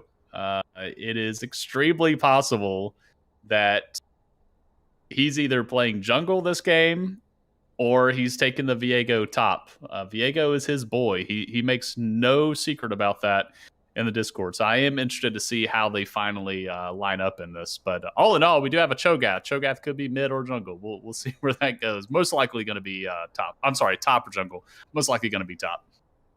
I would assume top, especially if Hernandez Teaches going to be Viego. Really strong jungler, be able to move around. And, he is a sub for Bards of a Feather. So as long as Team Eclipse is aware of that, and there's no shenanigans there, I think that's a good change. Me personally, I love the full send pick of Rammus. And just having him to roll in and taunt and cause problems, running some damage, mostly tank. But I am looking forward to a Lulu ult on the Sett. With Sett throwing his ult, he is just going to be a massive monster on the Rift, flying through the air with a strong DDT and creating some serious damage. Kayle as a late game champ.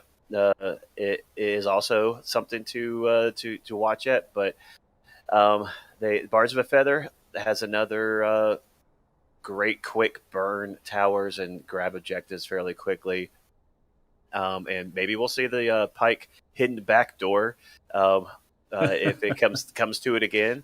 You never really know.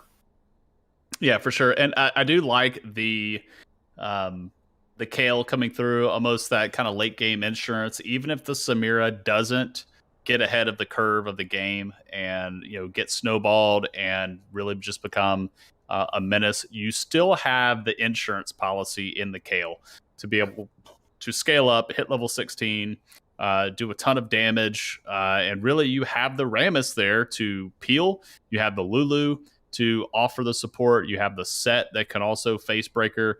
And try to peel as well. Meanwhile, that Sett is also going to be good into the Cho'Gath for the team fights. If Cho'Gath tries to frontline, Sett, just ult him onto the back line and, utilizing all that damage and gives him backline access to be able to face break onto possibly the Ziggs Pyke. The Xayah going to be a little bit of a wrinkle, though, a little different for Bards of a Feather. Last game, we did see where the Jinx positioning is extremely critical. Obviously, Xayah positioning is extremely critical as well. However, Xayah does have that ultimate almost can be used to go untargetable and to dodge out a lot of these crucial abilities. She does have the self peel and being able to pull her feathers through and root up some enemies. So Fixing Mantella going to be on a much safer pick and going to be able to utilize a lot more poke in lane. Whereas Jinx may have had a little bit of a range advantage last game. The Xayah's got the poke with the feathers, so we'll see. I'm interested to see if he's going to end up going like summon Airy, something like that. Maybe kind of capitalize on that poke in lane, or maybe he's going to go something different. But interested to see the Pyke again. And the Xayah is going to be able to shred towers, as you mentioned, just with the Ziggs like we had in game one. So Bards of a Feather, I think they are going to want to try to end this early. Don't want that Kayle to get to level 16. But, if the game does go late, Cho'Gath does get pretty big later on. So, get some low health champions there. Not only do you have Cho'Gath Feast, but you also have the Pyke ultimates coming through as well. So definitely going to be a really cool combination here. And I'm not a Viego aficionado at all, but does Viego also take I can't think of the words.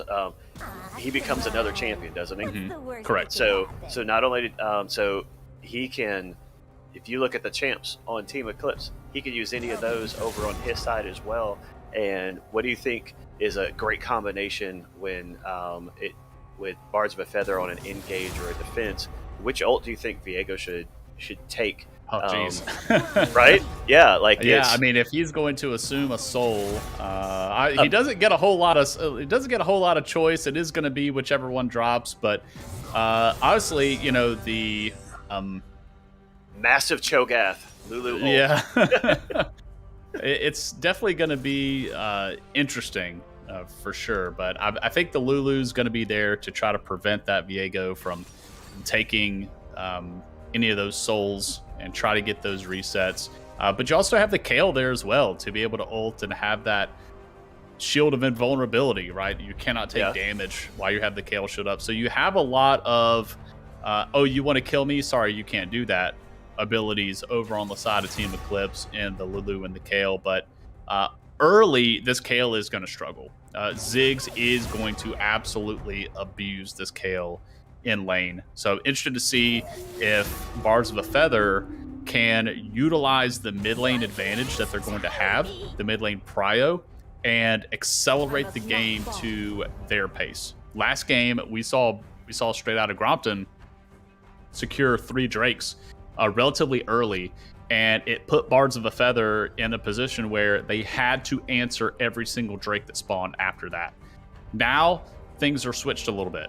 Bards of a Feather are going to have a lot more prio in that mid lane because of Kayle really not becoming a champion until, some would argue, level 11. So Zig's going to have that prio, going to have that really good wave clear, being able to rotate over to those neutral objectives, maybe secure some Drakes early, put the pressure on Eclipse to make some moves, or buy themselves, Bards of a Feather, some time, right? Stack up to Soul Point, force Team Eclipse to answer every Drake after that while they take towers on the opposite side of the map. So there's a lot of potential here boiled into this mid lane matchup, and I'm interested to see if they're going to be able to take advantage of it. Yeah, the champion I'm most excited to watch, and it's just because I can see the fun that can happen with it, is Rammus. Being able to chase down someone that's if Bards of a Feather is retreating, Rammus is able to grab him with a W and taunt, potentially with just cannonballing in full Leroy Jenkins. Pick your analogy, and ult into everybody, potentially grabbing a Kayle ult as he goes in. And be able to hit the back line. I think both of these, the draft. So I'm gonna briefly and kindly correct you on something. Please do. So Silas can steal opponent ults. Viego can only assume like their souls after they have died, and he has access to their Q, W, and E, but he does not get their ult. Well, I don't like Viego anymore then. So that's an extra wrinkle in there. Yeah, it's so you actually get to use more of the kit. So although it's not like Silas where you do get to use the ult, you get to use every other ability. Well, 3 out of 4 ain't bad. 3 out of 4 ain't bad. So 3 out of 4 is better than 1 out of 4. Yeah, definitely. But I ultimately with our picks and bans in our draft here, it appears it is going to be a very exciting game. Both teams have the ability to get to the back line if they need to. Both teams have the ability to pick somebody off. And both teams have a champ on their side that, if fed and if funneled gold and items and kills, it can easily grow and take over the game. So I'm at a loss as to which team is going to be able to pull this one out. What do you think? I really like the Bards of a Feather comp. I think I like traditional team comps with, you have your beefy frontliner typically in the top or in the support role. You have a way to really start fights with an engage. Pyke can act as that, although it's more of like getting picks as opposed to like hard engaging. You do have the Ziggs, be able to rain down AP artillery damage from a distance. It is a more standard. It's an easier comp in my mind to execute for Bards of a Feather. Team Eclipse is, they're counting on getting to the late game and allowing this Kayle to be relevant at some point. And so there's a lot of risk in that. And so they're going to have to try and slow the pace of the game down through it. So it's kind of a toss-up. I'm not totally sure how it's going to work out, but one thing's for sure, we do have a hook champion on the side of Bards of a Feather, so we should see some spicy level 1 action coming out of the red side. We will see if we do right after we see our intro video.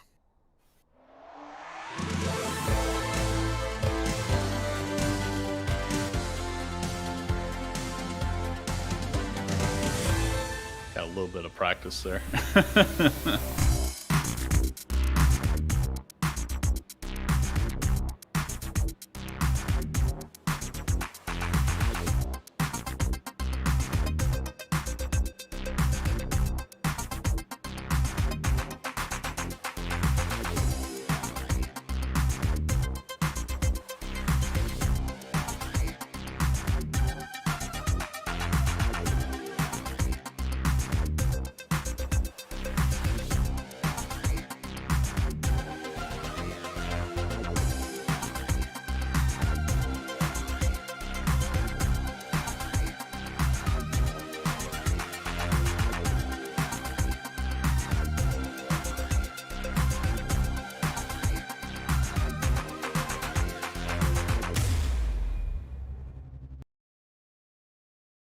All right, we are on to the Rift for game number 2 of our Tier 1 game night.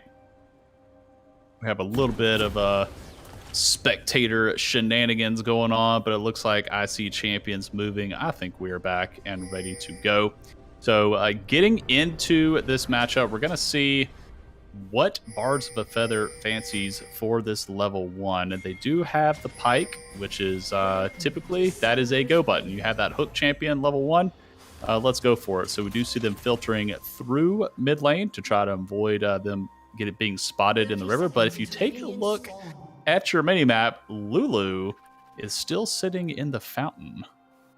So we had a brief pause, but during that pause, Bards of a Feather taking advantage of that. Should have paused earlier, bro.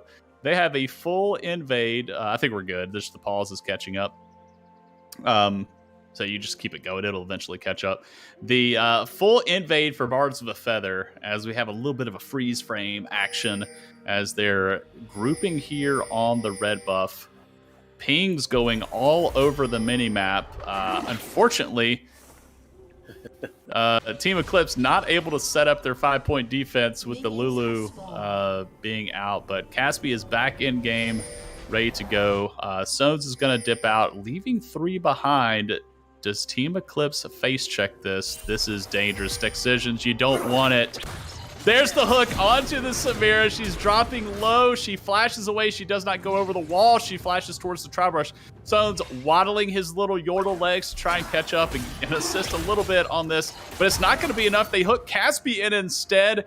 The kill does not go down. All in all, it is going to be 2 flashes burned on the side of Team Eclipse, already giving a kind of a mobility, a safety lead over to the side of Bards of a Feather.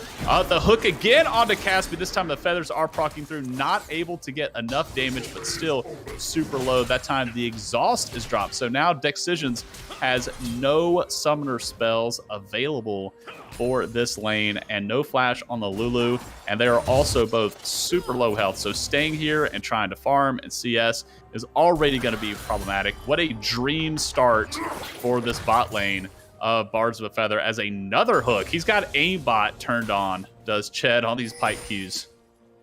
Well, he just had a full, 30, 40 minutes of practice last game, so he is honed in. But yeah, that unfortunate start for Lulu not being up at the 5-point definitely added to the coach rival shenanigans. But that's how we like to start it. That's right. We like to keep it spicy. It's not a coach rival stream unless the audio doesn't work right the first time. It's also not a coach rivals game if we don't have some other sorts of level 1 hiccups going through. But all in all, things starting to quiet back down. There's that satchel charge to knock Bullet Games back towards Sones, reining in some of that extra damage. Again, abusing this matchup with the Kayle. Kayle not getting her ranged form until level 6. Until then, very exploitable. Pathfinder already asserting his will onto Hernandez teaches Cho'Gath. He is going to be able to heal up a little bit with his passive, sitting under tower.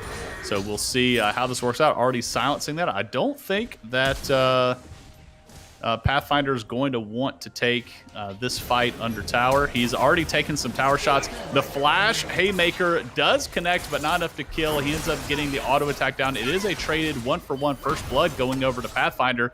And then another kill coming down in the bot lane. This time, Kartike making the roam down for the gank, taking out that flashless Lulu. It is still down, as is the flash for Samira on Decisions, so they've got to be extremely careful with this Viego in the area and the hooks coming through from Pyke. Yeah, everybody's feeling each other out right now. Bards of a Feather, like I said, they won earlier, and so they know what their win condition is. They know that they need to push. They know that they can bully. We've seen it already in the mid lane against Kayle, trying to get the Kayle behind. Pathfinder is always an aggressive player and pushes, knows the game well.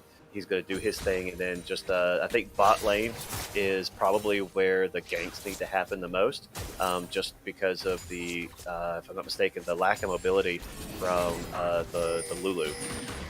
Yeah, absolutely. We saw Sones troll his jungler there a little bit, Satchel charging the Kayle away from the Viego stun. So that's great trolling synergy there from the mid laner of Bards of a Feather. Meanwhile, as you mentioned, yeah, still summoners down here. The flash is down for this bot lane of Team Eclipse, so they're trying to play safe. Still no recall yet. Also, if we could get a refresh on the scoreboard at the bottom and the top, it looks like it's frozen. So yeah, kill that and then kill the top scoreboard as well, and then bring it back. That would be as we now that is yeah. Let's see that top. There we go. All right, so we are back now. So you do see a slight CS lead for Samira. There's the engage. There's the hook and the E. The ignite goes down. The W there to block a lot of damage, but the pull through with the feathers is enough for that last tick of ignite to come through as well. That's the kill onto Decisions. The flash was still down. They knew it. They took advantage of it. While that summoner spell was down, they capitalized on top of it. Now we have a 1-0-1 Pyke, a 0-0-2 Xayah. They're going to collect the rest of the CS, shove that wave in, and going to recall with some nice gold in their pockets.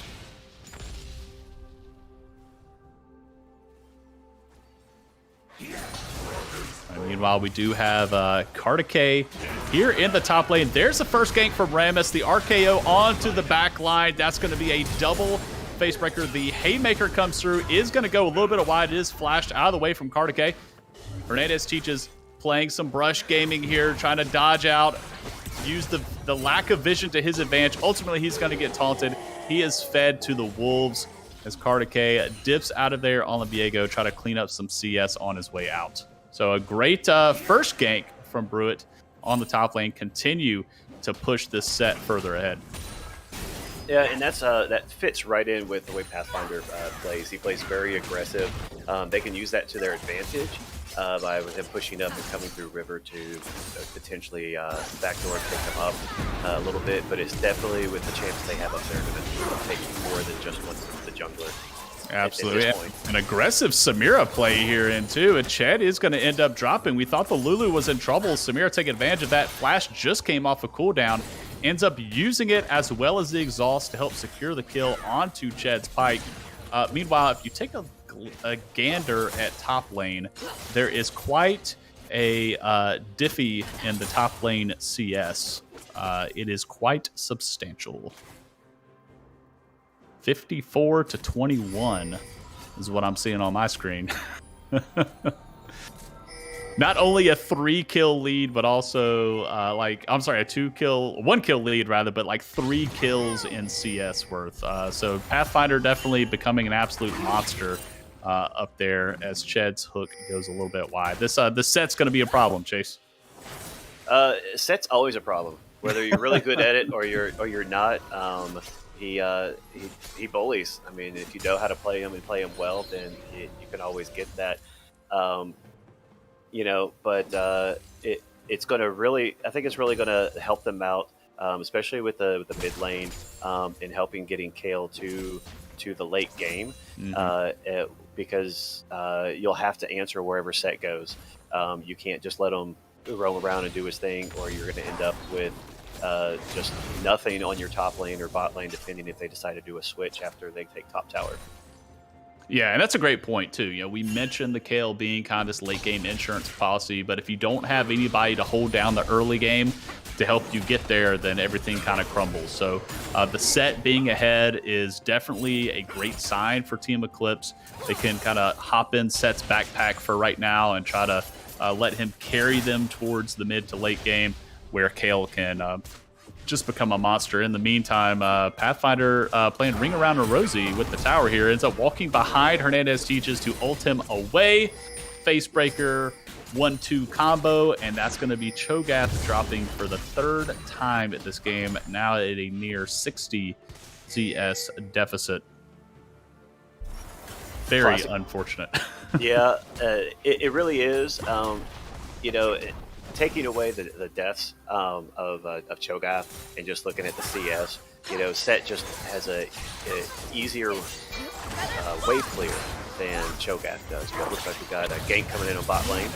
Yeah, for sure. The Xayah ultimate was not completely blocked by Decision's W here, so Viego is in here, is going to get the kill, going to take the soul of the Samira, going to dash in, get some more resets. I think he's going to stay in. No, we do have Ched actually getting the final kill, and then Viego is stealing the soul of Rammus so he can okay his way all the way up to the first Drake of the game. Bards of a Feather bouncing back. A lot of action on the side of Team Eclipse happening in the top lane, but bot lane is owned by Bards of a Feather. Absolutely, and I think the smartest play on there was allowing Pyke to get the kill because everybody got gold, got a little bit of everything, and they're able to back and try to strengthen their position in lane. We know that we've been talking about top a lot, where top seems a little lopsided at the moment. But if you can be strong in another lane, it's going to balance itself out, especially if you get two strong champs and only have one. And then Rammus, other than the one kill up there, is really just kind of doing his thing. He's farming, he's getting strong, and I'm looking forward to seeing him W in super fast and making a difference in some of these scrimmages that we're seeing. Yeah, sure. And it feels bad for these mid laners too. Like, all the action is happening in every other lane, and the two of them are sitting at 0-0-0. These are one of those moments in solo queue where you're just kind of playing your lane, you're farming well, and all of a sudden you hit like the 15-minute mark and somebody on the other team is absolutely giga-fed, and you just type to your team like, hey, what did y'all do? What did you feed this top laner? what did you feed this bot laner? So they're just gotta content to stare at each other here in the mid lane, farm it out. Not a lot of action having here mid, and it's not really important that they shut the Kayle down, because even if you shut the Kayle down, she scales with levels anyway. She's eventually going to hit level 16, whether you shut her down or not. As another fight in the top lane, with Pathfinder grabbing another kill onto the Cho'Gath. But you mentioned, you know, it is a good thing at least the set is staying up here, right? Yep. He's really working hard on the top lane. He's should be taking a tower here. And he's gonna, once he's relieved some of the pressure on himself up there, he's gonna start roaming. But I really feel that he's just gonna keep pushing top lane and make Bards of a Feather answer his movement around the map. Yeah, for sure. I mean, he's at a point now where, you know, nobody can 1v1 him. So, you know, he has the option of being able to stay in that side lane. We see him build the Blade of the Ruin King first, as we have another fight here. Lots of feathers being dropped down on Decisions. He does end up getting Wild Growth. There's the ultimate from Xayah to be able to dodge out a lot of the damage. The pull through was not quite available, but Ched is going to be able to snag that kill. There's the ultimate coming through the Heartbreaker to progress the fight forward. The second activation of the ult from Pyke goes a little bit wide. Rammus is here just to draw some feathers, and I believe Fixing Mantella killed himself on the Rammus W potentially. So kind of the built-in thorn mail, we'll see, because Rammus was kind of walking away from that fight. Is definitely a feels bad man moment. Yeah, it's the beauty. That's why I love Rammus. I don't play him very much, but even when he's not in the fight, he's still fighting. You know, he's like that annoying little brother that comes in, does some stuff, messes things, and leaves, and you get blamed for it. But as we said before the match started, that the bot lane was going to be extremely active. We've got Pathfinder chasing down Hernandez Teaches in the top lane again. Fighting him in the full, it's just crazy. Just fighting him inside his own minions. Yeah, this that moment where all the Bards of a Feather member, like they're in comms right now. Yeah. And Hernandez Teaches is saying, "Hey man, this guy keeps killing me," and the rest of his team's just saying, "Dude, just play safe. Just play safe." Meanwhile, Pathfinder is like wrapping around his tower on him, ulting him away from tower. it's a terrible situation to be in. But the good news is it is only right now, currently, just a 2,000 gold lead. That Rift Herald charge did not get any plates. Plates have expired as of about 19 seconds ago. So that is good news for Bards of a Feather. Not as much maximization efficiency on that Rift Herald, so they're still in it. Surprisingly, only a 1.5k difference because, Chase, as you've mentioned, we basically have a split of the map, a lead in topside, lead in bot, as another fight breaks out. Dexter's doing his best to dash in and out, eating through the Viego. The W stun goes a little bit wide. Caspi going to be able to sidestep that.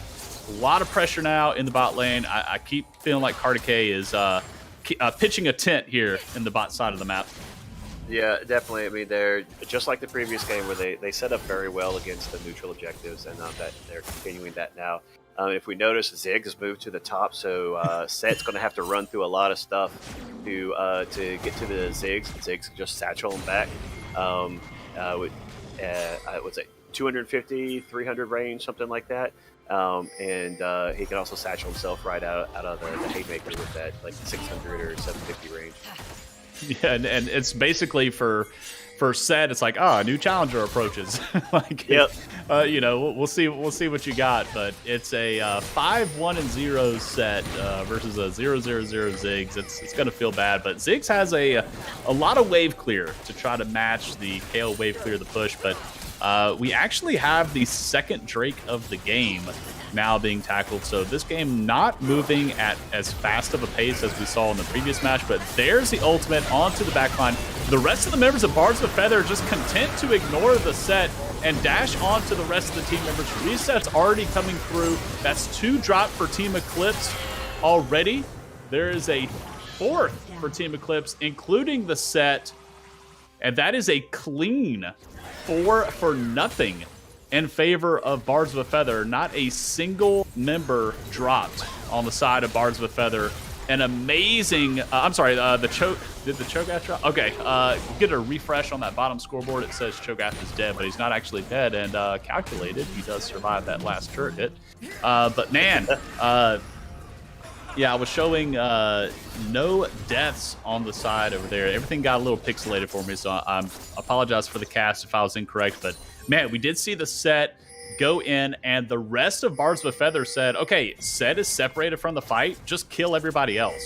If you can kill everybody else on Team Eclipse, then you can turn around and 5v1 the Set, and he's not going to be able to survive that. He's going to win the 1v1, but he's not going to win the 1v5. As Kartike being caught out by Rammus, the taunt comes through, the ult over the wall from Viego is going to buy him a little bit of safety, but man, that is a fast Armadillo roaming through, getting the second taunt down. That's going to be Decisions getting a huge shutdown onto the Viego. And Alison, could we get a refresh on the scoreboard at the very bottom? It looks like spectators acted funky again. And that right there, going all the way back to the team fight for the Dragon. That's tier 1 specialty right there. Like, that's what you expect this high level of Coach Rivals play, is that they do not to go after the guy attacking them. They went after the objective, they took out everybody, and then they turned their focus on there. If it meant sacrificing one person, then that's fine. Because it's a lot better to get a dragon in 4 players and lose one than it is to everyone to lose a dragon and then still have a team fight. That would be exhausting. Nobody wants to do that.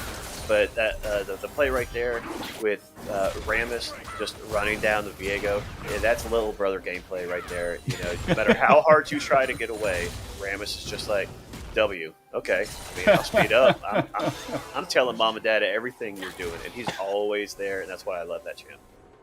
It was awesome. It definitely has a lot of that chase down potential. You're not getting away, as you said, Viego ulting over the wall there, as we do see commonly from Viegos being able to use that mobility to be able to get away from a precarious situation, but it wasn't quite enough with that speedy turbo chem tank Rammus coming through from Brewitt. A different look from Brewitt this match, as we saw Ivern and Nunu before. Now he is rocking the Rammus, so more of on a tank this time as opposed to a super supportive jungler.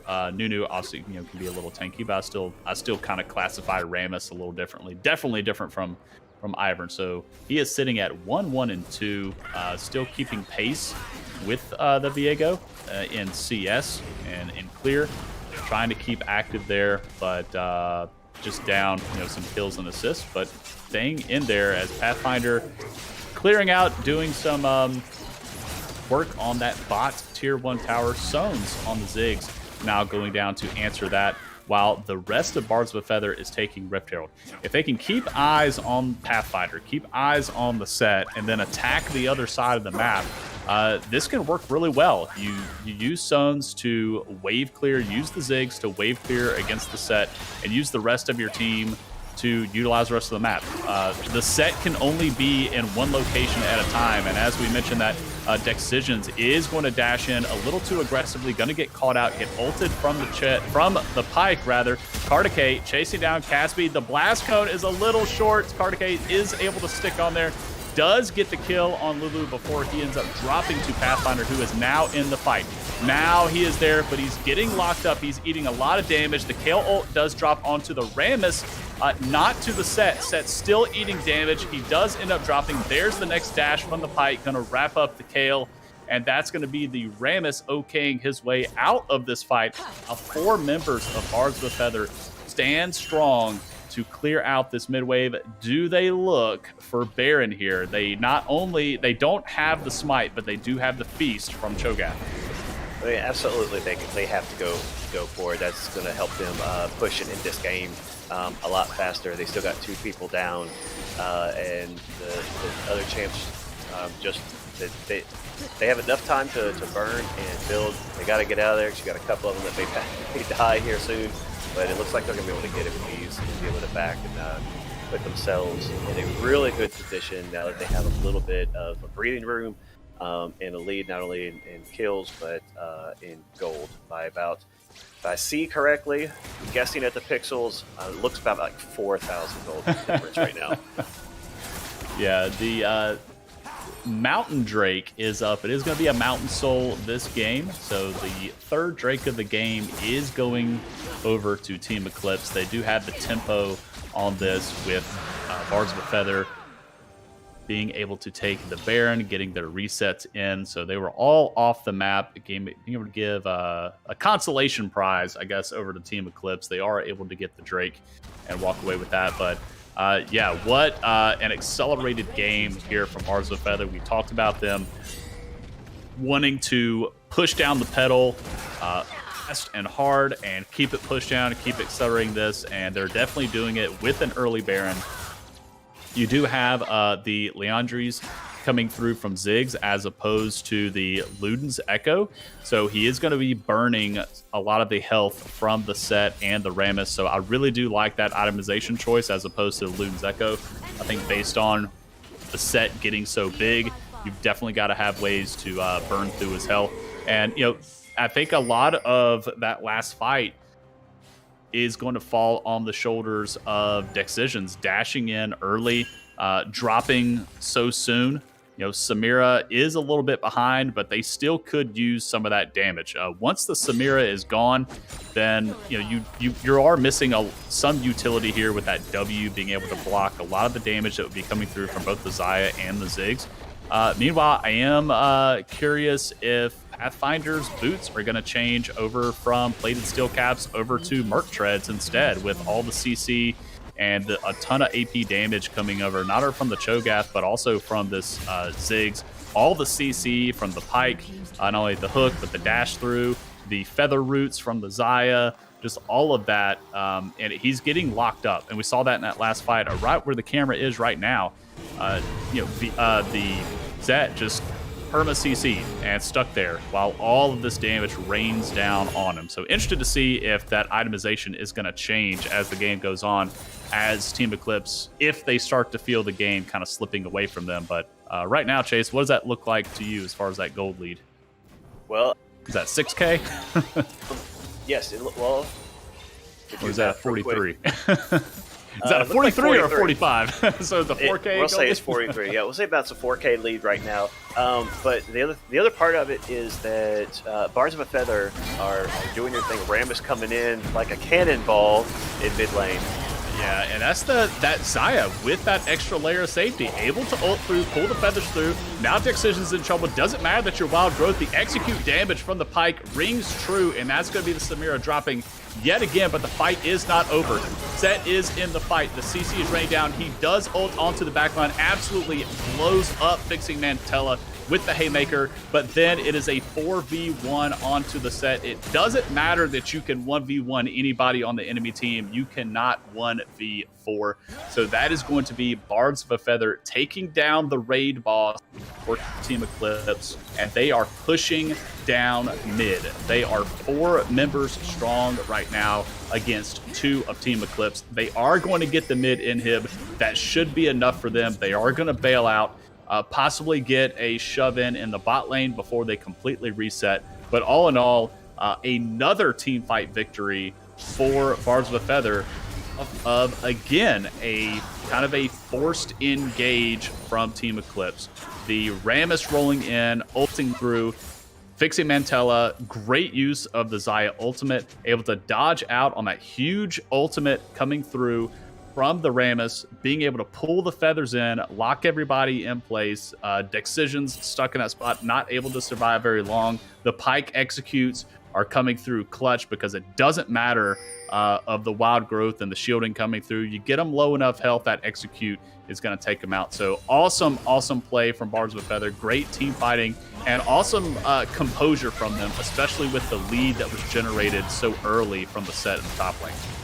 Yeah, great polymorph and ult on the Lulu to protect herself, and picking one off in the jungle.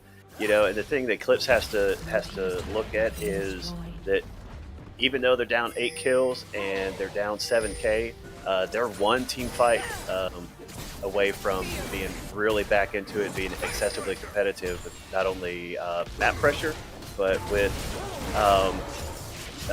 Ziggs having $400 gold bounty on him. Pyke has a 700 gold bounty.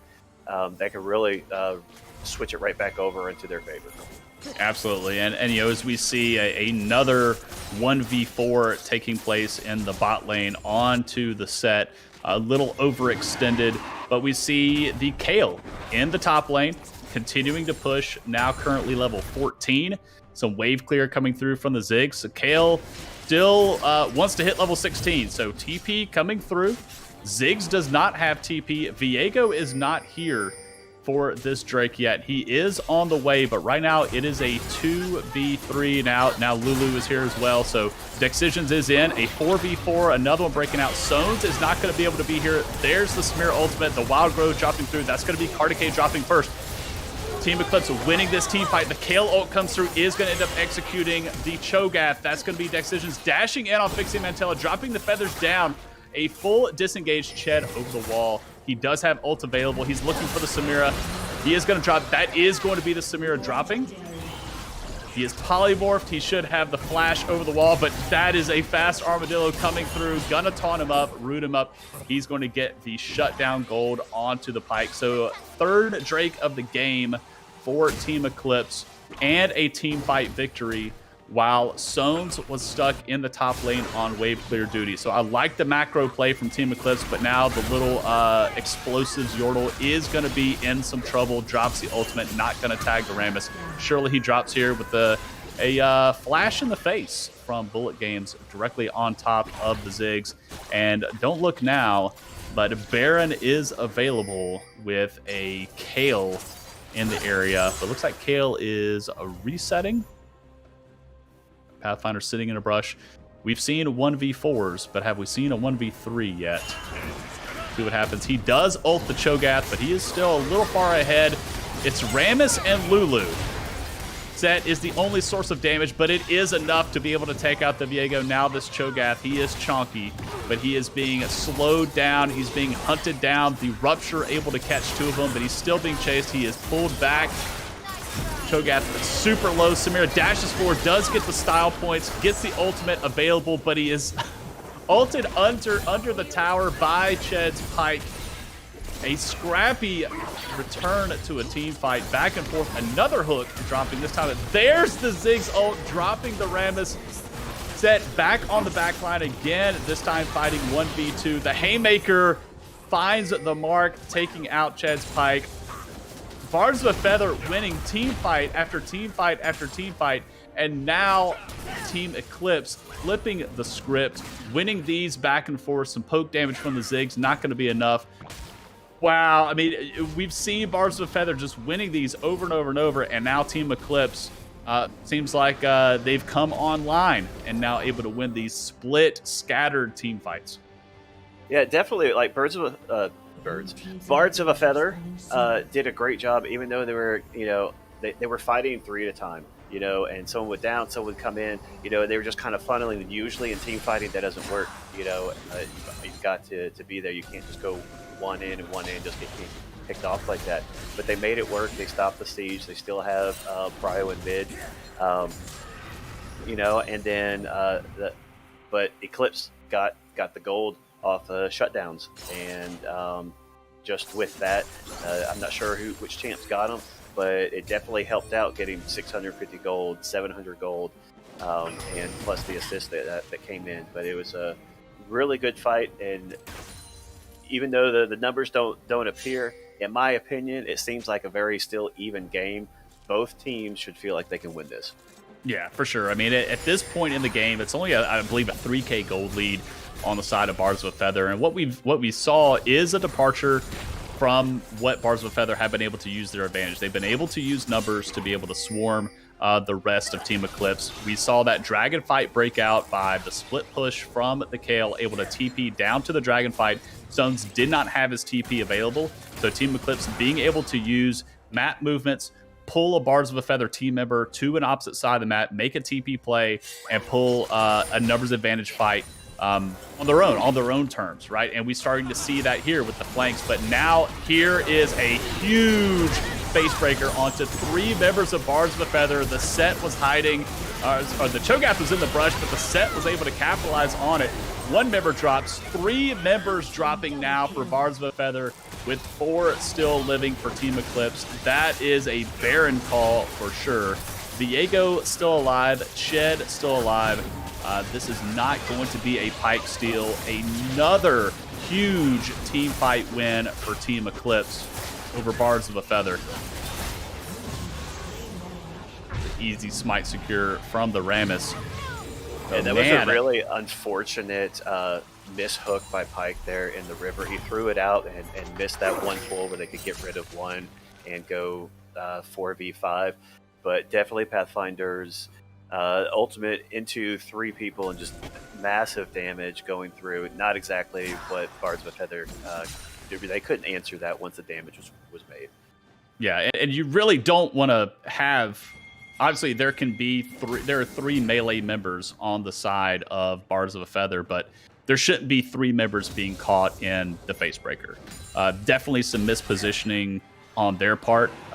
Poor execution on that team fight, and Team Eclipse capitalizing, right? I mean, Pathfinder being in the right position, being able to face break 3 of them together, lock them up, and let all the damage rain down as the Mountain Soul is going over to Team Eclipse, and another fight breaking out. There's the ultimate through. This is more of a fight that Bards of a Feather may want. Kind of scattered up. They're able to rain the damage down, poke down the Set, but those haymakers are doing so much damage to that line. So still Rammus in the front line, the poke coming through from the Ziggs. They've got to keep them at arm's length, put the feathers out, put the bombs out. Cho'Gath trying to front line. There goes the Rammus in, there goes the Rammus out with the Pike ultimate. There is how Bards of a Feather needs to play these fights. The second ult from the Pyke is going to go wide. The Guardian Angel is available. He should be able to get out of this. He is going to dash out, get the snare down, but the Cho'Gath is going to drop. Ziggs bombs still raining down. Samira dashing towards the backline. She's going to eat a tower shot. She's going to drop to the Ziggs. The poke damage is strong. The poke damage is raining true. Jed in stealth. Gosh, I'm tripping over my words. There's so much going on here.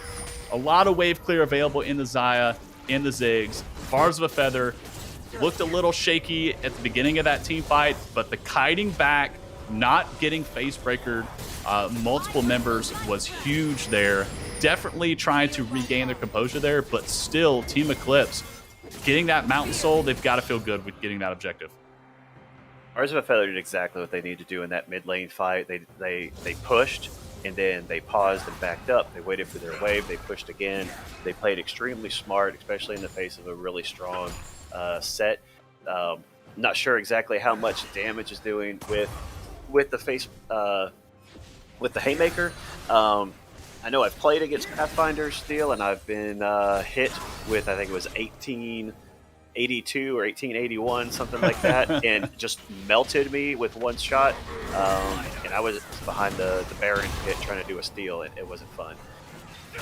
For sure. As we see, Cho'Gath is walking up to the set. You know, Cho'Gath is staying it there, but he's got to be careful with that, as does Hernandez teaches, because that set ultimate, the Showstopper, can come through and kind of body slam him onto the back line. It's going to be more difficult to get through this set and get through the Rammus with the Mountain Soul on the side of Team Eclipse.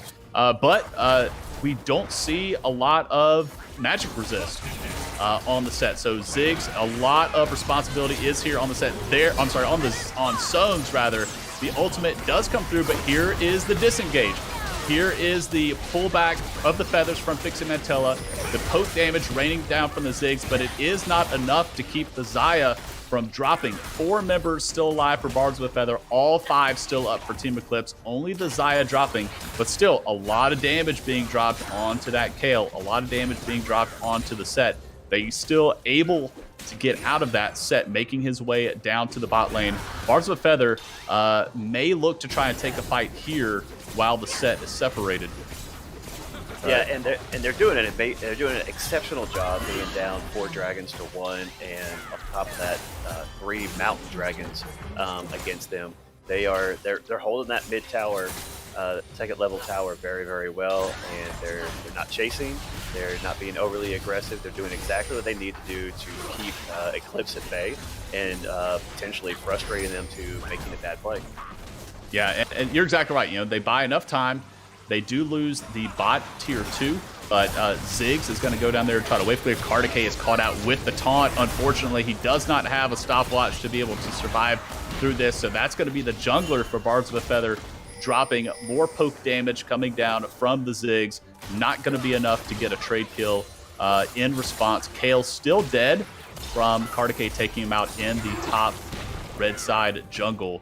Now it is base defense. And Chase, this looks real similar to last game, where Straight Outta Grompton was able to get the Dragon Soul, and Barbs of a Feather was able to then come back and capitalize and play really well around the Elder Drake. Ended up not really needing it, but still, Dragon advantage on their side, definitely playing the macro game. We had Set just pushing that bot lane, and then Sones having to answer that. Now we have 3 players trying to clear out mid. A lot of wave clear on the side of Barbs of a Feather, so they can continue to stall this game out and kind of get their bearings. But you know, as you've mentioned and I've mentioned before, they've got to play these fights and keep kiting back away from that set. He is only in melee range, but he is getting the jump on that backline thanks to the Rammus being able to ult into the backline, taunt people up, and it just gives that set free backline access. Yeah, they're doing everything that they can. Again, in the second game tonight, Barbs of a Feather are putting on an absolute clinic on protection and turtling and doing what they need to do. They're not overextending. I can only imagine their comms right now are just chatting with each other and telling each other that, you know, looking at the next step. They're not worried about what just happened. They're constantly talking about what needs to happen next. Elder is going to be a big thing. It's going to really help them out when it comes to sieging and or correction protecting their base. And as you see, they had a huge wave there that they just completely got rid of by Eclipse. It looks like we're having a fight here in the jungle. Yeah, we are going to get they are caught out here. We do have the GA being popped on the Pyke. That's the Kayle ultimate coming down as well. The Set ult onto one. Not able to access the full backline. Kartike is going to end up dropping. That's going to be Rammus dropping as a trade. A 1-for-1 Cho'Gath flashing over to the Wolf Pit. He is going to be dropped by Bullet Games Kayle. So all in all, a 3-for-1. Not I was going to say a 1-for-2. It is a 3-for-1. So Ziggs is still up. Xayah is still up.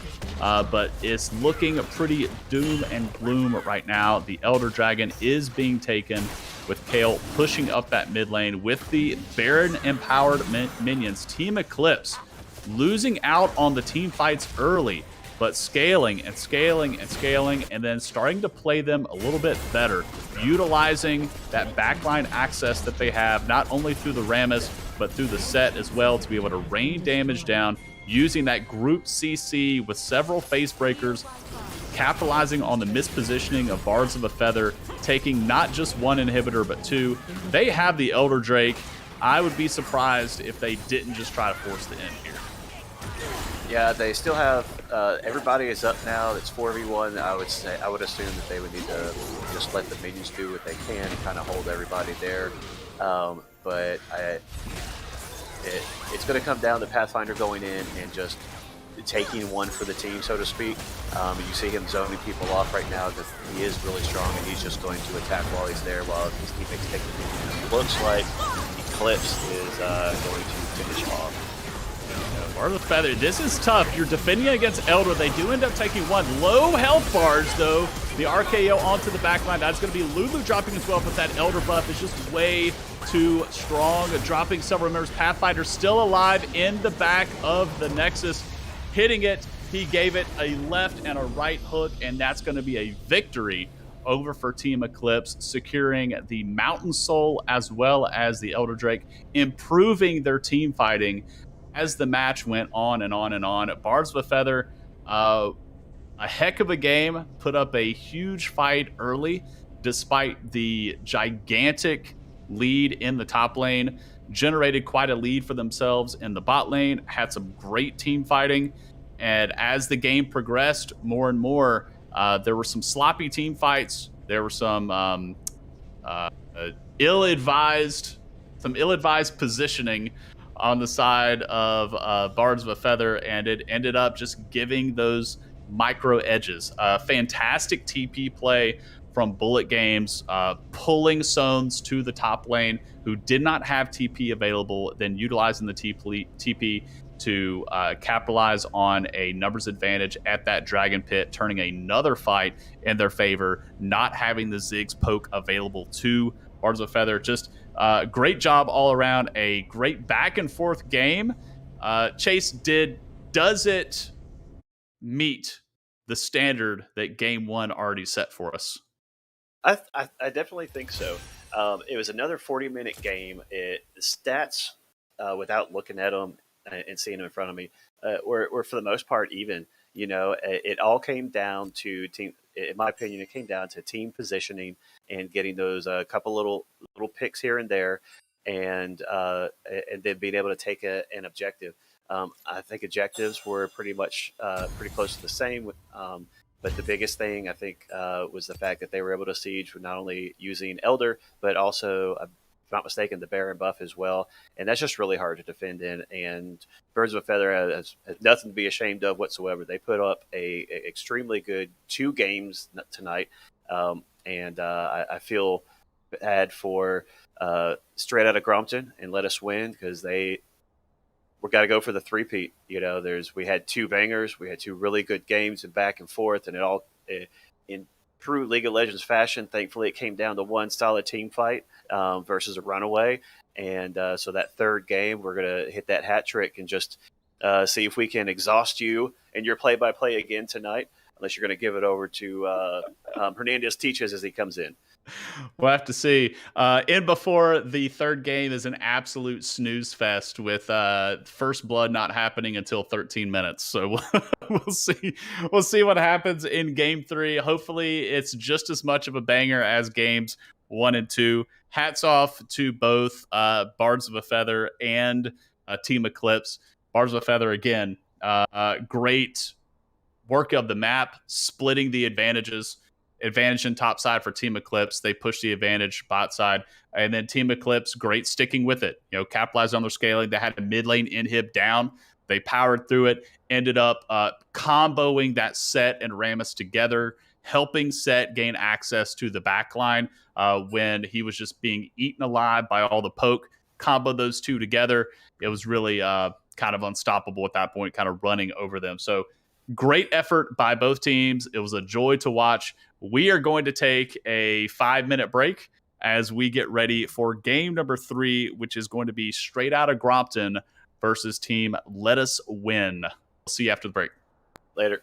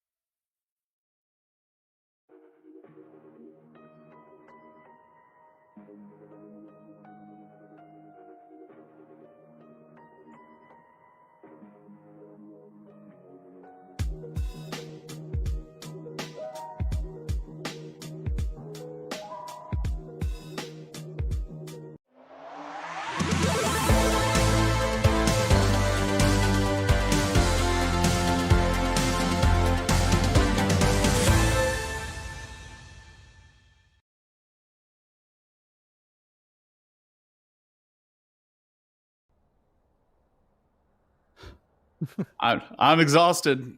Hernandez Teachers, take it over. Hi, everybody. It's great to be joining the cast from this end of the desk, not from the other end of the desk, but it's exciting to be here. Hi, I am Mr. Hernandez Teaches, and I will be jumping into the play-by-play, giving our wonderful commentator Neshama giving him a chance to rest a little bit, do some analysis on the final match of our evening. Did you just mute your mic? I just turned my mic off. But we do have our final match of the evening. It's going to be Let Us Win versus Straight Outta Grompton. What are you looking forward to tonight? I am looking forward to see if we are going to have another Belveth game. Unfortunately, Straight Outta Grompton was not able to take their third game, which was against Barbs of a Feather. They did break out the Belveth again, but they are pairing it with these double enchanter comps. So it's super, super spicy. I think they are full sending with the spice. I'm interested to see what they're going to bring for us in their fourth game of summer, but already, as you see, Robbie, the Belveth and Tarek taken away. So Straight Outta Grompton actually got to show something new. Yeah, I see that Belveth and that Tarek. Of course, you got to think about what that Viego is going to do if you want to take that first pick or not. That's always something to consider if you're going to leave that up. But Let Us Win deciding to take that Mordekaiser first. We did see it last week flexed into the mid lane, which was a very effective strategy in the tier 2. We're going to see here what Straight Outta Grompton is going to answer with, and that's going to be a Kindred, which is actually going to be a pull away against Will Win, who has been super effective on the Kindred, and your favorite champion is here. Ladies and gentlemen, a tapeworm has entered the rift. The cat with a book has been locked in. I think this is going to have to be a solo cast, my friend. I'm going to have to bail out. We were just having a conversation about champions, I think it was yesterday or today, about how some of the new releases, we just saw the most recent champion get announced. And I said that, there have been really effective champions. And Yuumi on release, her kit, although a lot of people really dislike what she accomplishes, I think she's a very unique champion, and they hit her identity really well in terms of like the whole cat persona. And I like the pairing with the Kindred, but if she ever gets off, that Gragas on the other side, that's going to give them something to think about. She's going to have to stay tight, or else that Gragas is going to disrupt. Yeah, and there's a really cool chess match going on here too, because you have the Yuumi being locked in as support, Yuumi commonly being paired with an Ezreal in the bot lane, but that's taken away from Let Us Win over on the left side. But also in response to the Kindred, the Gragas is locked in. But when Kindred does pop her ultimate, the Gragas ultimate, if the cask is placed correctly, can knock Kindred out of her own ultimate to be able to burst her down and kill her before the heal pops through. So really cool stuff there. Just kind of say this kind of tug and forth tug of war between these two teams, trying to counterpick each other because of these huge champion pools that these players have. Along with that, we see that Mordekaiser, if Mordekaiser ults whoever Yuumi's attached to, she instantly falls off. Mm-hmm. So that's going to be something that Mordekaiser is going to have to keep an eye out, because, even though Mordekaiser is going to have to keep, straight who's playing where who's Yuumi attached to, Yuumi can attach to the invisible champion Twitch, which I think is going to be super effective. Very strong, and like you said, chess match comp out of Straight Outta Grompton out of those first 3 picks, and they're going to round out the top lane with an Ornn here. Yeah, I'm disappointed that it wasn't a Shin. I like the submarine whole comp style. You can have the Twitch, Q and stealth in with a Yuumi attached, and then the Shin can ult on top of them, and all of a sudden you have 3 people show up in your lane that you couldn't see any of them. But yeah, it is going to be the Ornn instead, acting as a front line for these double AD carries coming through. The one concern I see for Straight Outta Grompton right now is there is no gigantic AP threat unless this is going to be an AP Twitch, which is entirely possible. It does a buttload of damage, but in return from the Let Us Win, as you see, Robbie, we have another AD carry locked in there. This is going to be an awesome match. It's going to be tons of skirmishes.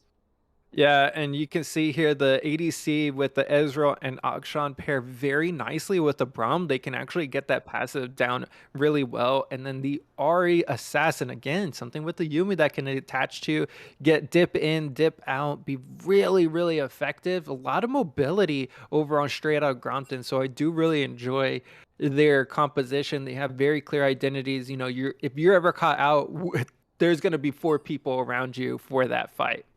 Yeah, for sure. And this Twitch, at any time, Let Us Win has to have their comms like crisp and on point. When that Twitch goes missing, you've got to be constantly spamming that and communicating that to your team like, hey, the rat is missing, DEFCON 3. Everybody watch out, because it's not just the rat that's going to show up in your lane. Your lane, it's the cat too. Tom and Jerry are going to be busting up in your lane at all times this game, because you're not going to be able to see them. And even if Twitch loses the lane versus Ezreal Braum, he just goes to another lane and ganks. He's a second jungler ganking, essentially. I mean, it's just like he's constantly going to show up in those lanes. I am concerned a little too with the Ahri into Akshan. I think Akshan is going to have the pushing advantage on the Ahri. One of the things that Ahri is great at is being able to influence other lanes with her roaming. The charm is extremely effective. When you come gank, you can dash in charm. I am interested to see if we're going to have any charm flash plays in the mid lane to try to catch the Akshan off guard, but I think Akshan is going to have the push advantage with his Q through the lane, so the Ahri may not be able to roam as much as the Akshan, who we all know loves to roam with his stealth near terrain. Yeah, we're going to have to keep a very close eye on those Ahri charms. How much is that? How much are those fatal attractions really going to be catching? Let Us Win. The fatal flirtations. Oh, fatal flirtations. That's what it is. I think I just named a movie, an old movie. For I'm not old enough to have watched that. For our viewers who are over 30 years old, I guess they might know about it. But what I really like is this Ornn matchup, because what you really like to see behind this Ornn front line is the healing with the Yuumi, the disengage with the Yuumi, and the ulti on the Kindred. It just keeps this Ornn just tanking a lot of damage during these team fights if they can get there first. Now let's kind of transition over to Let Us Win, because we do have Smooth Criminal over on that Akshan. And if you think back to 1 year ago, that was that champion's release, and Smooth Criminal brought him out on the very first day of that release in playoffs.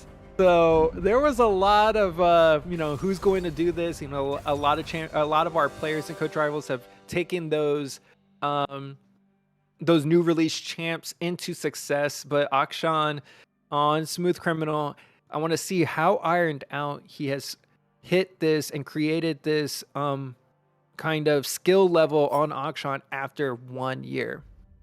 Yeah, for sure. And it's like I said, I believe he's going to have the prio advantage in the mid lane. So he's really going to be able to show off his proficiency with it. And Akshan really does excel in being able to roam and influence lanes, very similar to the Twitch. And what we're going to see, just like we said from the Twitch, going stealth and roaming to other lanes, we're going to see the same thing from the Akshan. So I know I gave a lot of attention towards the Twitch, but Akshan can do it just as well.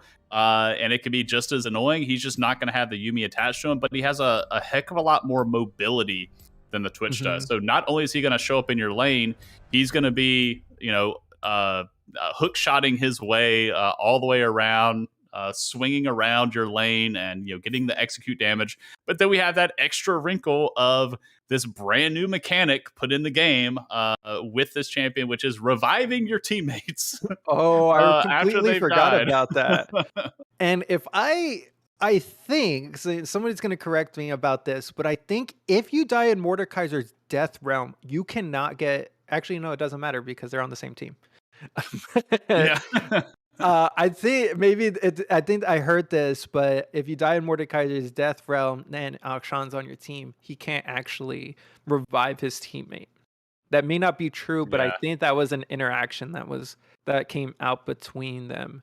We've talked a little bit about the Twitch Yuumi. I want to also look on the other side for Let Us Win, the Ezreal Braum, because neither bot lane really has a chance to really win lane. Ezreal can get some pokes down, but with the heals on the Yuumi, the kind of the safety of the Twitch, Ezreal needs to land a lot of poke to be able to start winning this lane. I just don't think he's going to be able to get enough poke through the sustain of the Yuumi. What do you think?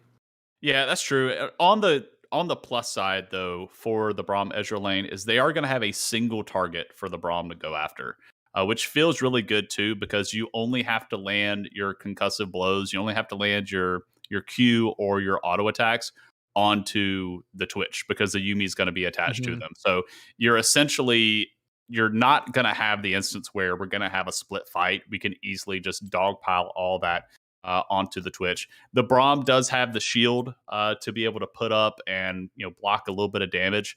But Ezreal is a really good pairing with the Braum because his Q does apply on hit effects, so he can auto Yes. Q. And if he is able to tack that on, it does help in stacking the Braum passive up to get the stun down. But it is going to come down to is Twitch playing inside of that minion wave? Is he going to reach out of the minion wave a little bit and be able to eat some of those Qs? Mispositioning. Is the Ezreal going to be able to capitalize on that? But yeah, for sure, it's going to be a very interesting matchup. You have the poke on both sides really because the Yuumi can poke alongside the Twitch just with the Ezreal. So definitely going to be who is going to come down to execution there. But Mhm. Twitch, I mean, Ezreal doesn't push the wave very fast. I think Twitch can wave clear a lot, so we're likely going to see Ezreal kind of sitting in that wave. We may end up seeing Ezreal sitting in the lane all by himself while Braum tries to roam and answer the Twitch Yuumi roams. And I think with those Braum roams, and with the Gragas and with the Mordekaiser, I think they're all focusing and putting their eggs into the Smooth Criminal basket. That Akshan can really carry a game, can really be effective at just punishing a lot of these squishier champions. And then start to like roam and dip out of those side lanes, and apply a lot of that pressure to the side lane. So I think that might be a little bit their game plan where they kind of poke away, keep Ezreal alive, disengage a lot, but in that early game, I anticipate Let Us Win putting a lot of their pressure into Smooth Criminal and allowing him to really just carry them through. Absolutely, fully agree. As we're loading into the match here, we'll be there in about 30 seconds, depending on how fast their computers are. But, do you think we see an invade here with this Braum? I hope so. We've got this is what happens when you pick Yuumi. The universe rebels spectator against bug. you. Yeah, We'll reload here. Yeah, and just a look, second. Kiki already has his ultimate. Look at that. He has 3 RE Spirit Rush stacks already. This is ready to go. unfair. He already has his ultimate at level 1. Stop picking Yuumi, people. So we'll exit this game and we will get right back into it once we go back into that spectator view. And we're gonna talk about draft here again. Do you think that our man English teacher can really put in an effective lead with this Mordekaiser into this Ornn?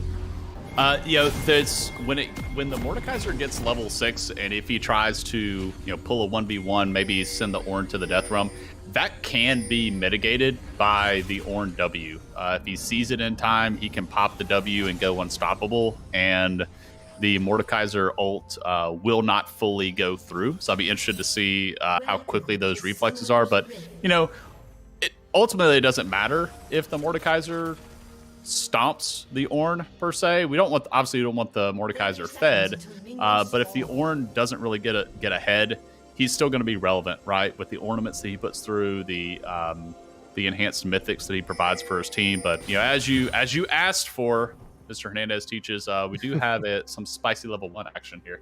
Well, Braum, he's a great champion to invade with. They do walk across. That's a great ward.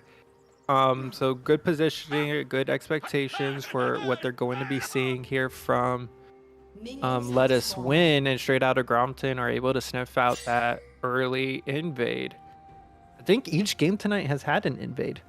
Yeah, it's been great. And we even had one last night as well in Tier 2. So I'm glad to see the teams feeling a little more frisky in the second round robin. It makes me happy. Yeah.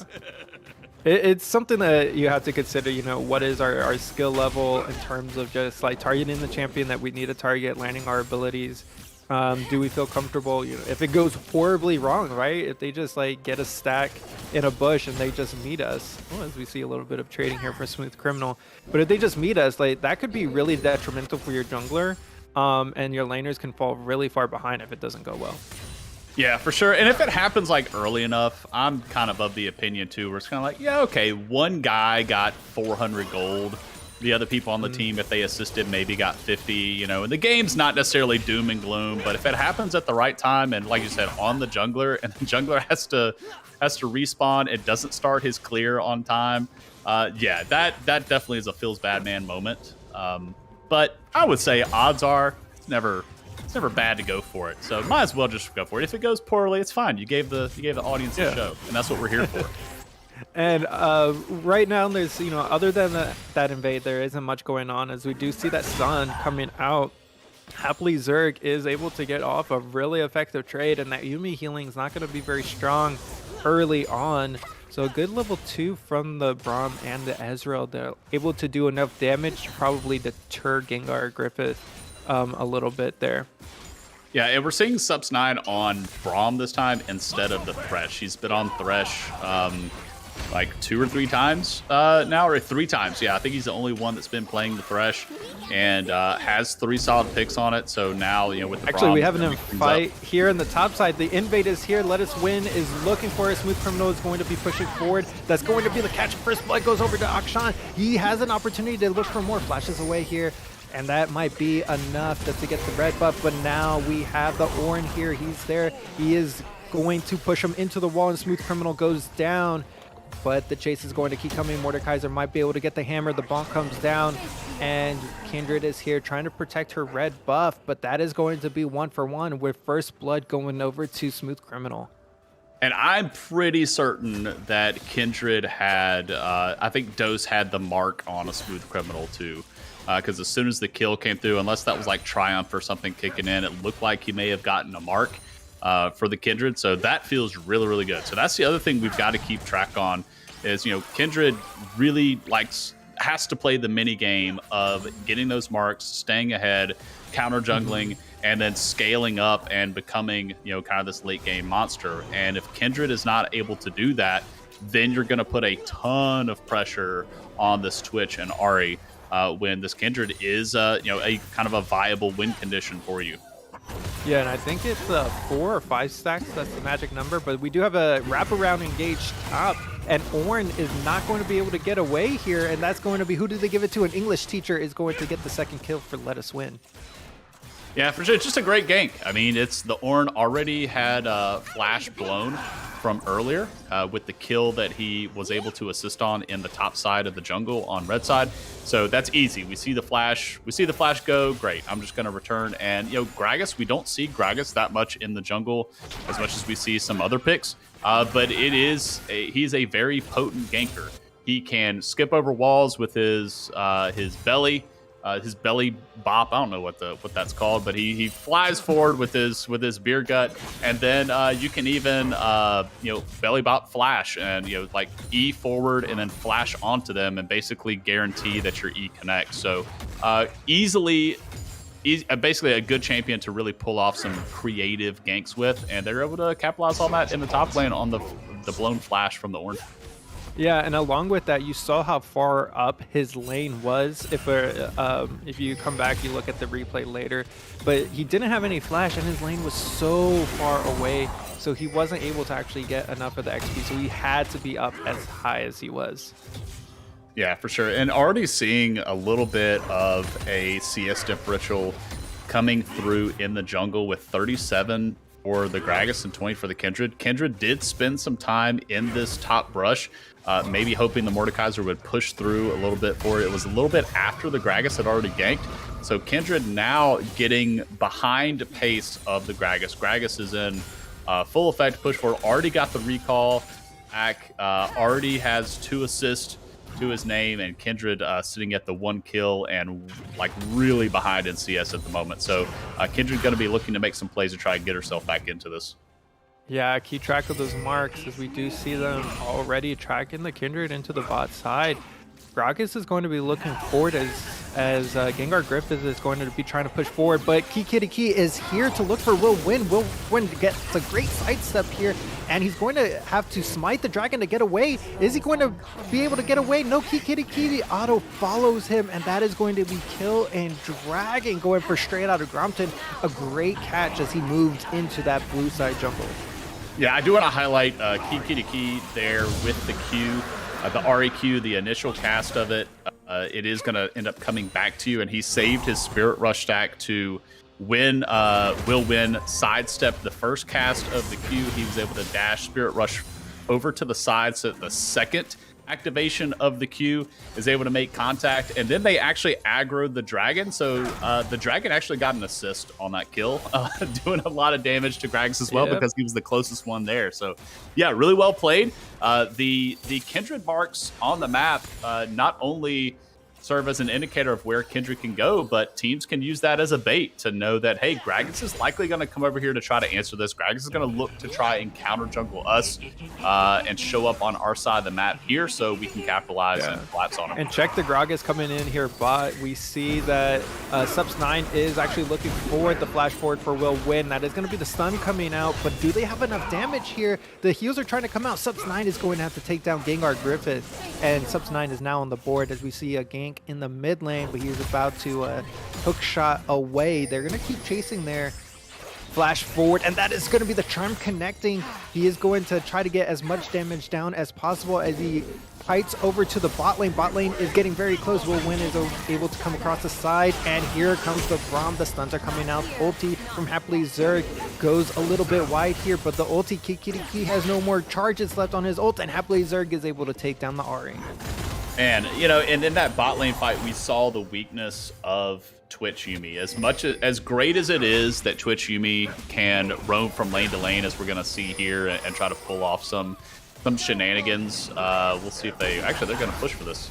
Oh, that's going to be a flash forward. He has a lot of damage coming out, and that is going to be ClownViego taking down Subs9 as Braum goes 1-1-1. But that stun might be enough, and Will Win from downtown throws the powder keg, and he's able to get the kill. Now the cat is loose, and are they able to put it down? Yes, the cat goes down for a nap into the gray fountain screen. So the problem with Twitch Yuumi, although it's great that you can submarine yourself into a lane, there's no mobility. So the Yuumi Ezreal has the advantage there. So it is a very common pairing there, because the Ezreal's extra safe, basically playing as one like souped up champion. Twitch, immobile. If he gets caught out, so is the Yuumi, and he doesn't have the built-in escape to be able to pull the Yuumi out. So in most cases, it ends up being a free double kill. But we had an awesome collapse there in the mid lane with English Teacher roaming all the way down from top lane to try and help clean up that skirmish in the mid lane. A great kind of retaliation there with the Twitch Yuumi being able to roam into the mid lane. We saw the power of that combination, be able to pull in 2 champion stealth, but a great roam from English Teacher to try to set things straight. Yeah, what I liked out of that play is that all the Let Us Win players knew exactly what's coming. Hey, they're probably going to look for a re-engage into the mid lane. Let's all push out our waves. And then they had the opportunity to make that collapse happen without losing anything in those side waves. So very smart play here from Let Us Win. It shows a lot of planning, a lot of trust between their teammates. We see the Gengar Griffith going in. Is this going to be a 3v2? Subs9 has to get away, but ClownViego is there. That's going to be a kill going over to ClownViego's Kindred. And I don't know how many stacks he has, but he is popping some of these players off with those 3 stacks of the, what is that passive called? The Keystone. Oh, the Pressy Attack? Pressy Attack, yes. Yeah, it's definitely great because I believe the Q is also, once you Q forward, you get the auto attacks there. That also starts to proc, so you have a little bit of an auto attack reset. So yeah, you can easily proc Pressy Attack, basically make the target vulnerable to more additional damage. And we're going to see this Yuumi, I think at some point, possibly transition off of the Twitch and stick to the Kindred. I would say once this bot tier 1 goes down, we may see Twitch just sitting in the side lane farming a little bit, and you're going to see Yuumi sticking on the lamb instead of the rat for a lot of the mid game. Yes, and you see how Happily Zerg just has to respect Gengar Griffith. Anytime he just disappears into the fog of war, is he coming back? Is he invisible? Is he already in my face? You just never know. But one thing I want to see these teams do is shift their attention over to this Rift Herald. We do see a red control ward on it, but I think that they want to find a way to break this map open a little bit, and they're running out of time to collect a lot of those plates with 2 minutes remaining. Yeah, for sure. And you definitely want to take that Rift Herald, that first Rift Herald before plates go down. Second Rift Herald, not as valuable because you're not. But let's look bot lane. Yeah, there's a lot happening here. Will Win is going to ult the wrong direction, but that doesn't matter because Smooth Criminal is able to get Clown Viego down, and Happily Zerg is going to be focusing on this chase, and Kikiriki is just going to do nothing except for ult away. I'm not actually sure if Clown Viego was down there or if that was just a whiffed ult from Will Win. What do you think happened there? Did you see what I saw? I did not see the missed ultimate, but definitely should have been anticipating a fight coming through with that second Drake spawning. Good thing that for Let Us Win, they stopped the dragon stacking from straight out of Grompton, able to get their first one of the game. So we are going to be a little bit delayed on Dragon Soul. We've seen it for the past 2 games, but this one's going to be delayed a little bit. Yeah, and you see that, are we going to make that decision to either trade Rift Herald for that Dragon Soul, or are we going to stack more players into the Rift Herald while they take the Dragon, or are we going to fight them over at that Dragon Pit? And both teams decided to fight over at that Dragon Pit, but this is going to be a Hex Drake Soul, and that is going to add a lot of momentum to this game with those Hex Gates. Yeah, for sure, and it's something that, players have to adapt to because the enemy team, and your team as well, is just, you can traverse the map much more quickly, and it makes some of these neutral objective contests much more difficult. You may think, okay, we have a window here, the other team is caught on a reset right now, we can try to sneak a Drake, but all of a sudden they're hexgating in. Not only they're hexgating out of their base, but they can even hexgate from their Red Side can hexgate from their blue buff behind the Dragon Pit. I mean, there's also... Oh, and there's the K coming in. Will Win is going to be going in the top side. Do they fancy the dive? They do not. So Drake Prime sticking alive up here, and that is going to be the plates going away at the 14-minute mark. Yeah, definitely a risky dive with the Ornn still having the ultimate and flash available. So would have been tough, but we have a little bit of a... some alcove gaming going on here from Dose's Kindred. We can see that they think something's up. Why is this Yuumi up in our face just taking hit after hit? And they don't know it, but they wasted a ton of time for Clown Viego as well as Kikiriki. You can see that he was starting to roam bot as Smooth Criminal is able to get that push mid. Yeah, I'm not seeing the Ukshan right now getting a lot of roams. Right now he's sitting in that mid lane a little bit more. I think he's trying to farm up more so. Things are really volatile in other lanes. And then Kikiriki is at the point now where a QW should be enough to clear the wave so he can actually match us another fight breaks They're out. finding them as Yuumi is on the back of Clown Viego, and that's going to be huge for Happily Zerg. Is going to be happy to take this fight as he's 3-0, but he's going into 4. It looks like 3, but the cat is on one of the champions, but Akshan is going to be joining us. There's another fight into the top side. Akshan's doing a ton of damage. The ulti comes out from Clown Viego. Kindred ult is going to make a big heal, and he does get that counter kill on the other end as the chase is coming through. Double kill for Clown Viego. And English Teacher on the other end is able to get a kill, but his team is decimated at this fight here, and that's probably going to be first turret. Feels so bad too. The Gragas dropped there early, and without the Gragas there to disrupt a lot of the movement and the mobility that's coming out of the Kindred and the Ahri, it's difficult for the Ezreal to really lock him down. Even the Ukshan as well. Obviously, Ukshan can they can auto attack, but these straight line skill shots that are really pretty telegraphed and you can sidestep them, it makes things very, very difficult. So it helps to have a Gragas there to be able to, disrupt a lot of that movement, to be able to land some more abilities. But the Kindred ultimate was super clutch there from Dose. Oh, but here comes English Teacher after he just took the top wave. But it does not matter. He does not have enough armor to deal with Clown Viego, and he just kites him around, lands to press the attack, and that is going to be 6 kills going over to that Kindred. And look, he's so ahead of the curve right now. He's actually got a serrated Dirk in his inventory, so he's not going Kraken into something like Hurricane or something. He actually bought the serrated Dirk too, so he's got some lethality. And there it looks like, I guess he's going Collector next potentially. Yeah, so yeah, trying to just continue to keep the pedal down, just full throttle. We're going to keep accelerating this game forward, try to keep before that Mordekaiser becomes an absolute monster. And it ties up the kills in this game. And we also see that you spoke about it earlier. As soon as this laning phase ends, that Decker guy on the Yuumi is going to be attaching to Clown Viego's Kindred. And that's exactly how they were able to catch out that Gragas earlier. And he's going to be very scary with that support champ on him. And we have this third dragon spawning right now. Riptail's going to be dropped in the middle as a response, and that's going to pull Let Us Win away from the dragon pit to try and answer this. Okay, but they have to engage into 3. The turret does go down, but they do have priority over there onto the dragon. They had the opportunity to start stacking up some of these Hex Drakes, which are going to do a ton of damage to Straight Outta Grompton if they're able to collect it. But you can see that Clown Viego is eyeing this. Gengar Griffith is right behind him. So is Yuumi. Blue team is able to get that first Hex Drake in, but Clown Viego wants some more of these cleanups. Are they able to get down the poke that they need to? Will win. He needs to use the ulti, but Substein is going to be the sacrificial Braum as the mustache falls.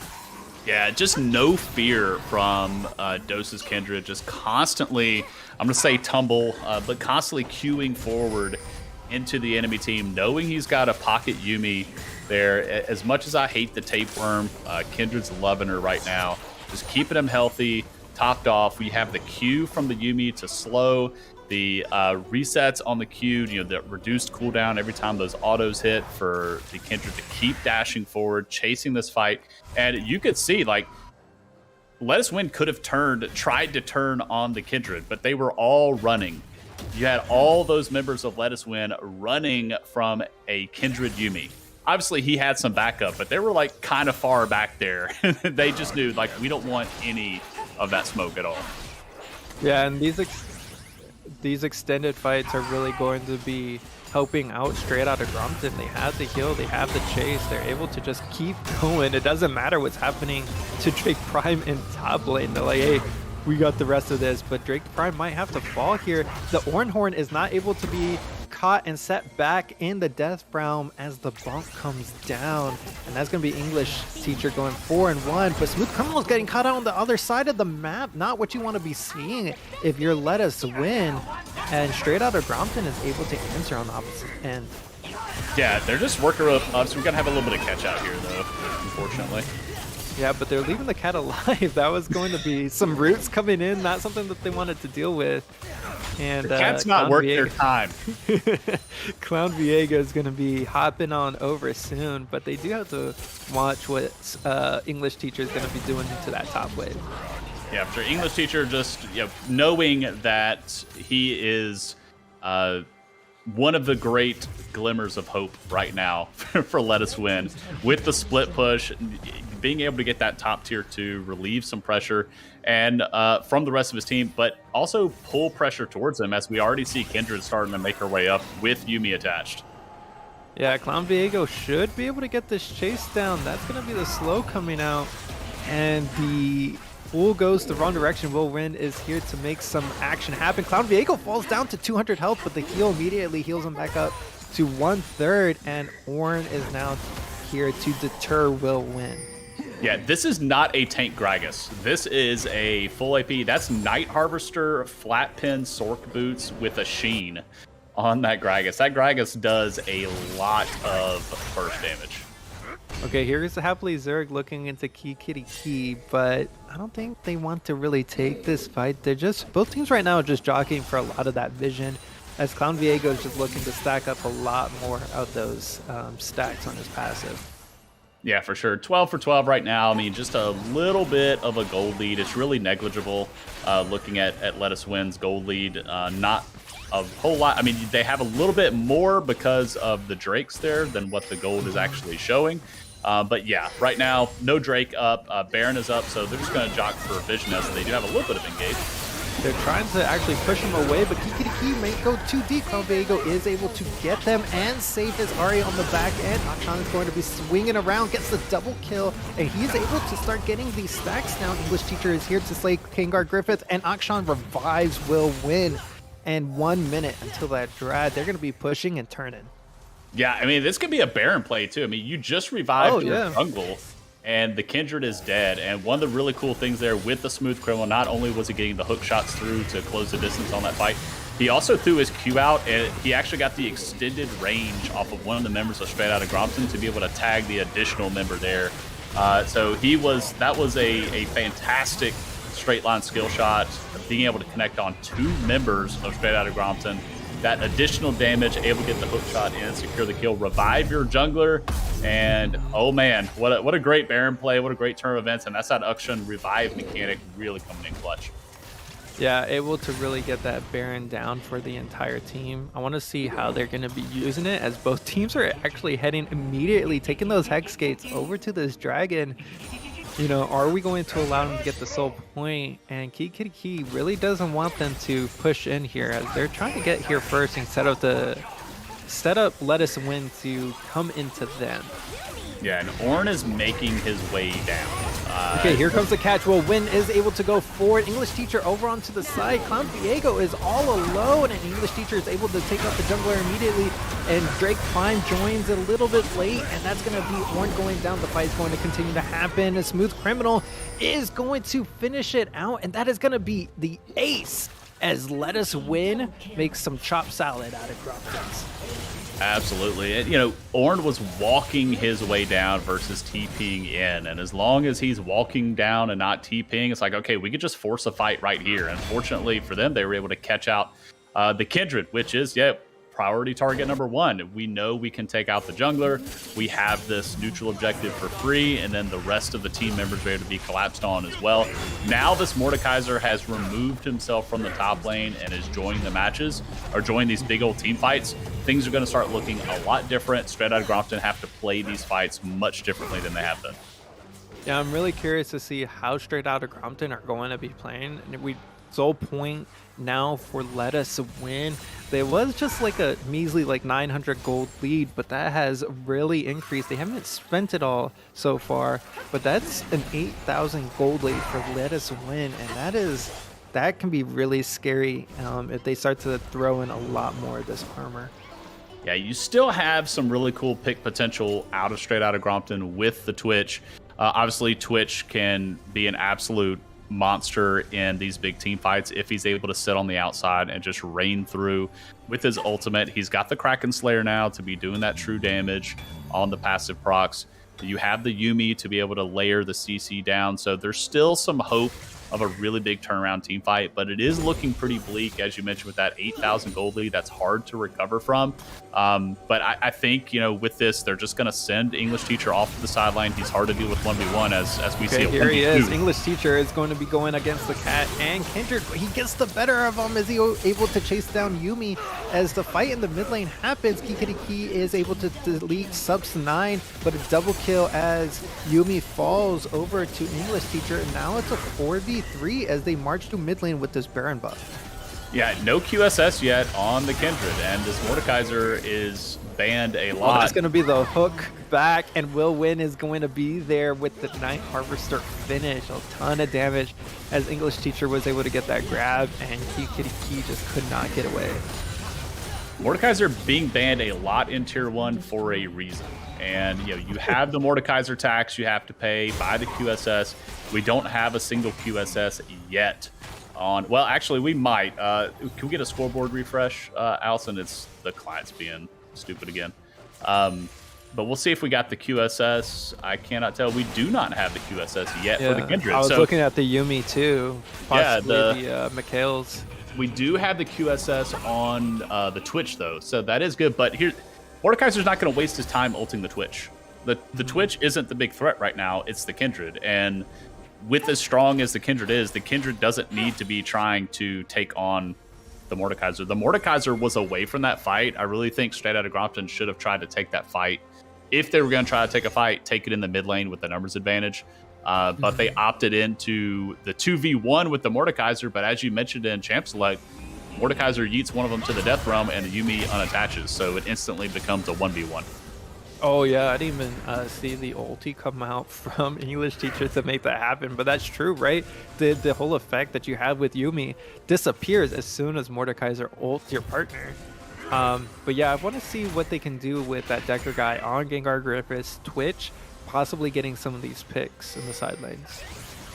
Yeah. I don't think Let Us Win is going to give him that opportunity either. They're just like stacking 5 every single time. No, just siege it. Yeah, if you've got the Mordekaiser here, I mean, you're instantly going to pull. So he's just so strong. He's 10-1-1. I mean, whoever he pulls into the Death Realm is dead. And so he just pulled a prio target here. We really need a QSS. We already have half of it. You got the Null Magic Mantle in the inventory of Kindred, but they just need a little bit more gold. Braum here. Whoever he's stacking the passive on, but Braum is going to fall down. Subs 9 does get killed by Crown Viego, but English Teacher going legendary on the other side. Crown Viego is able to hit the Kindred. Oh, double kill now. Kindred does fall, and Mordekaiser is just going to keep pushing forward here as they are only able to kill Subs 9. As here comes Let Us Win. They have been allowed to win this game as Straight Outta Compton takes the fight, but that is not going to be them taking the game. Yeah, it looked really hopeful with the Braum dropping early, but you had the Kindred ult. Mordekaiser, I believe, ulted the Kindred again. So it's just kind of like, yeah, he's got the Kindred little head next to his health bar. Yeah, that's easy mode, right? You have the Mordekaiser, you just ult the strongest member of the team as we have a little Nexus dance from Ukshin, the Smooth Criminal. Kind of blink and the game was over. Yeah, very strong play here from Let Us Win. They were able to take that Baron and then just kind of put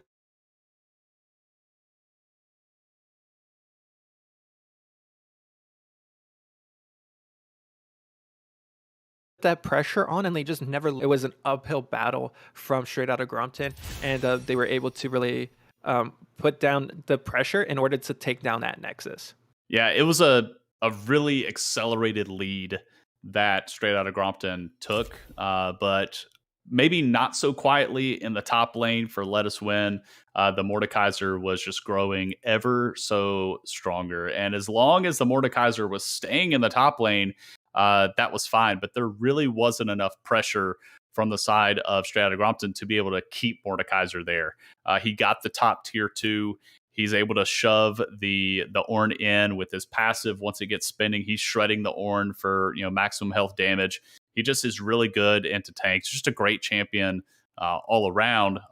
He's great for the enemy team if you can keep him at range, and you can do that with the Kindred unless the Mordekaiser ults the Kindred. Then the Kindred has nowhere to go. You're stuck in the Death Realm.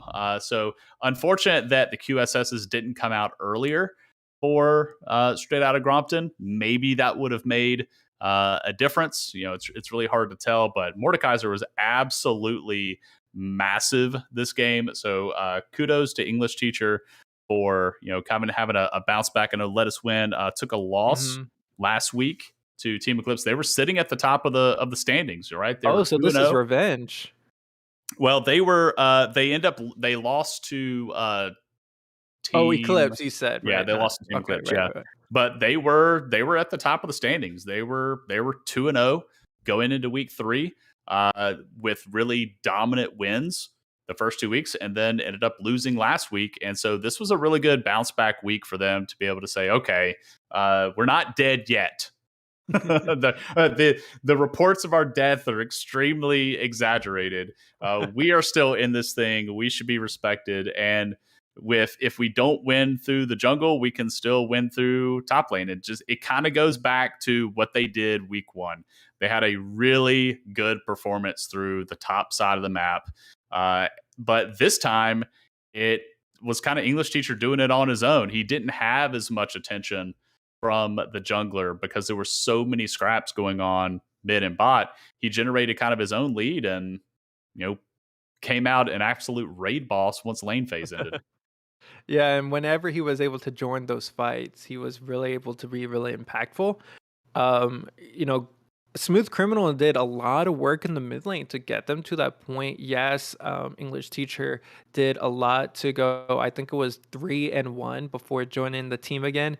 But once he did join the team, he ulted really important targets, right? You saw that the Twitch had the QSS, but it didn't matter. In fact, that's 1200 that you got taxed that you never even got to use because you never got ulted by the Mordekaiser. All right, he would ult the Cloud Viego's Kindred every single time, right? Because Kindred got a very early lead. And so he recognized that and made some good decisions in that mid game to really accelerate that late game to that victory. Yeah, Strata Grompton really wishing that there was a swap shop available inside of League of Legends where he could Gigarifith could give the QSS to Dose and say, "Here, I don't need this. You have it. Just donate your gold to your teammates so they could take it." Yeah, they really needed the QSS on the Kindred. Twitch was unfortunately didn't get to the point where he was an absolute terror. So it's not that this is going to sound bad. When I say like he's not respected by the Mordekaiser, just the Mordekaiser has a more valuable target to ultimate. Mm-hmm. And look at how they played it. Yeah, they recognize that Twitch can be something scary. You're going to have to keep an eye on Twitch. Well, if we're all 5 together, where's Twitch going to go? He's going to come straight at us, right? So it's not something you ever have to really worry about because Twitch does really well finding those targets who are alone. But Let Us Win were just never alone. They were always there first or really able to be disruptive with those Gragas ults. Yeah, and that was kind of what we talked about in Champs Select too. The Gragas into Kindred. Gragas is a great response into Kindred. The Kindred was first pick, and the Gragas was picked in response to that because you can disrupt a lot of the mobility of the Kindred. You can use your ultimate to separate the Kindred from the rest of the team, and Kindred's ultimate is really, really powerful to be able to keep your teammates alive. And then you're kind of dancing on a knife's edge and getting both teams really low inside the Kindred ultimate and then hoping that you have that burst of damage to be able to pop them as soon as the ult ends. But if you can separate that Kindred from the team, then she has to solo ultimate on herself.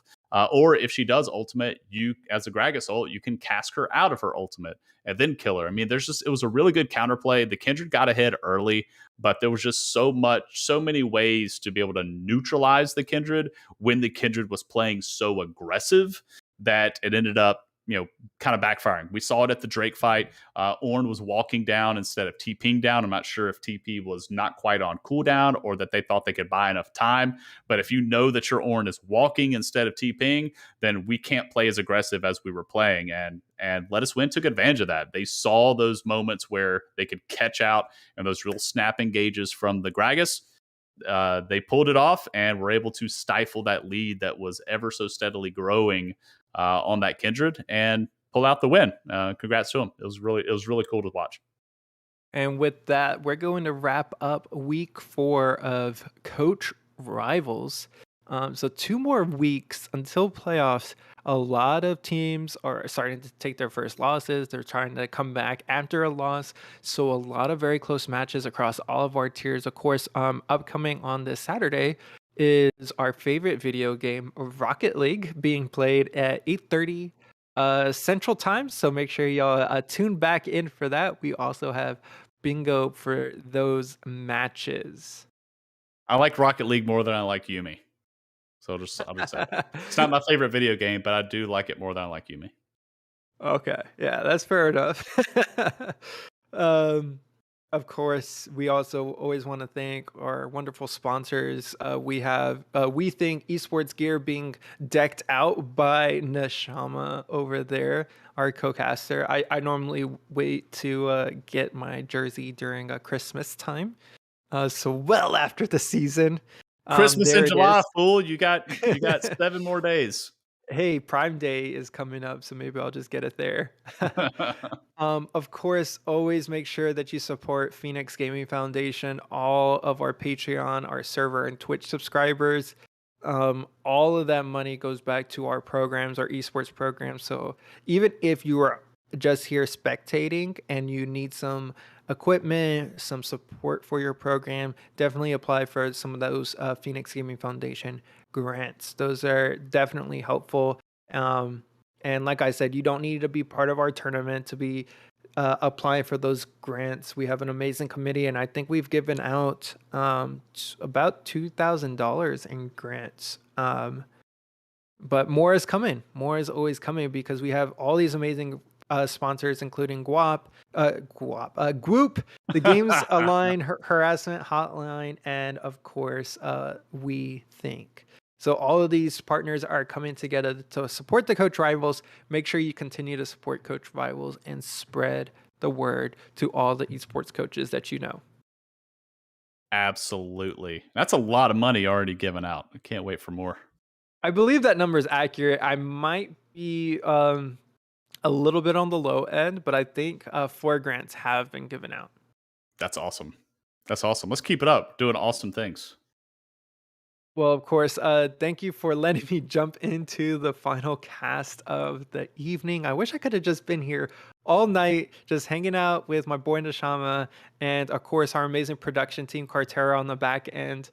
But, you know, sometimes I'm on the back end, but it's nice to be able to get in front of the camera and join y'all for a little bit. Yeah, I mean, at least you had to at least play the game one. You were showing them how it's done on the set. So you had to at least play that one. And then Set got banned. Or no, he got picked away. They're like, they're not gonna pick it. First pick comes out. But yeah, here we are. A lot of fun, able to sub in for a team. You know, Justin, you're gonna be subbing in next time. That's for sure. I don't think so, my friend. I am retired. Retired as a champion, at least. That's it. That's it. Yeah. Thank you, everybody, for joining us. We have 2 more weeks of our regular season. Just come back this coming Saturday, 8:30, and then we come back with Tier 2 League of Legends next Wednesday. Thank you, everybody. Have a great night.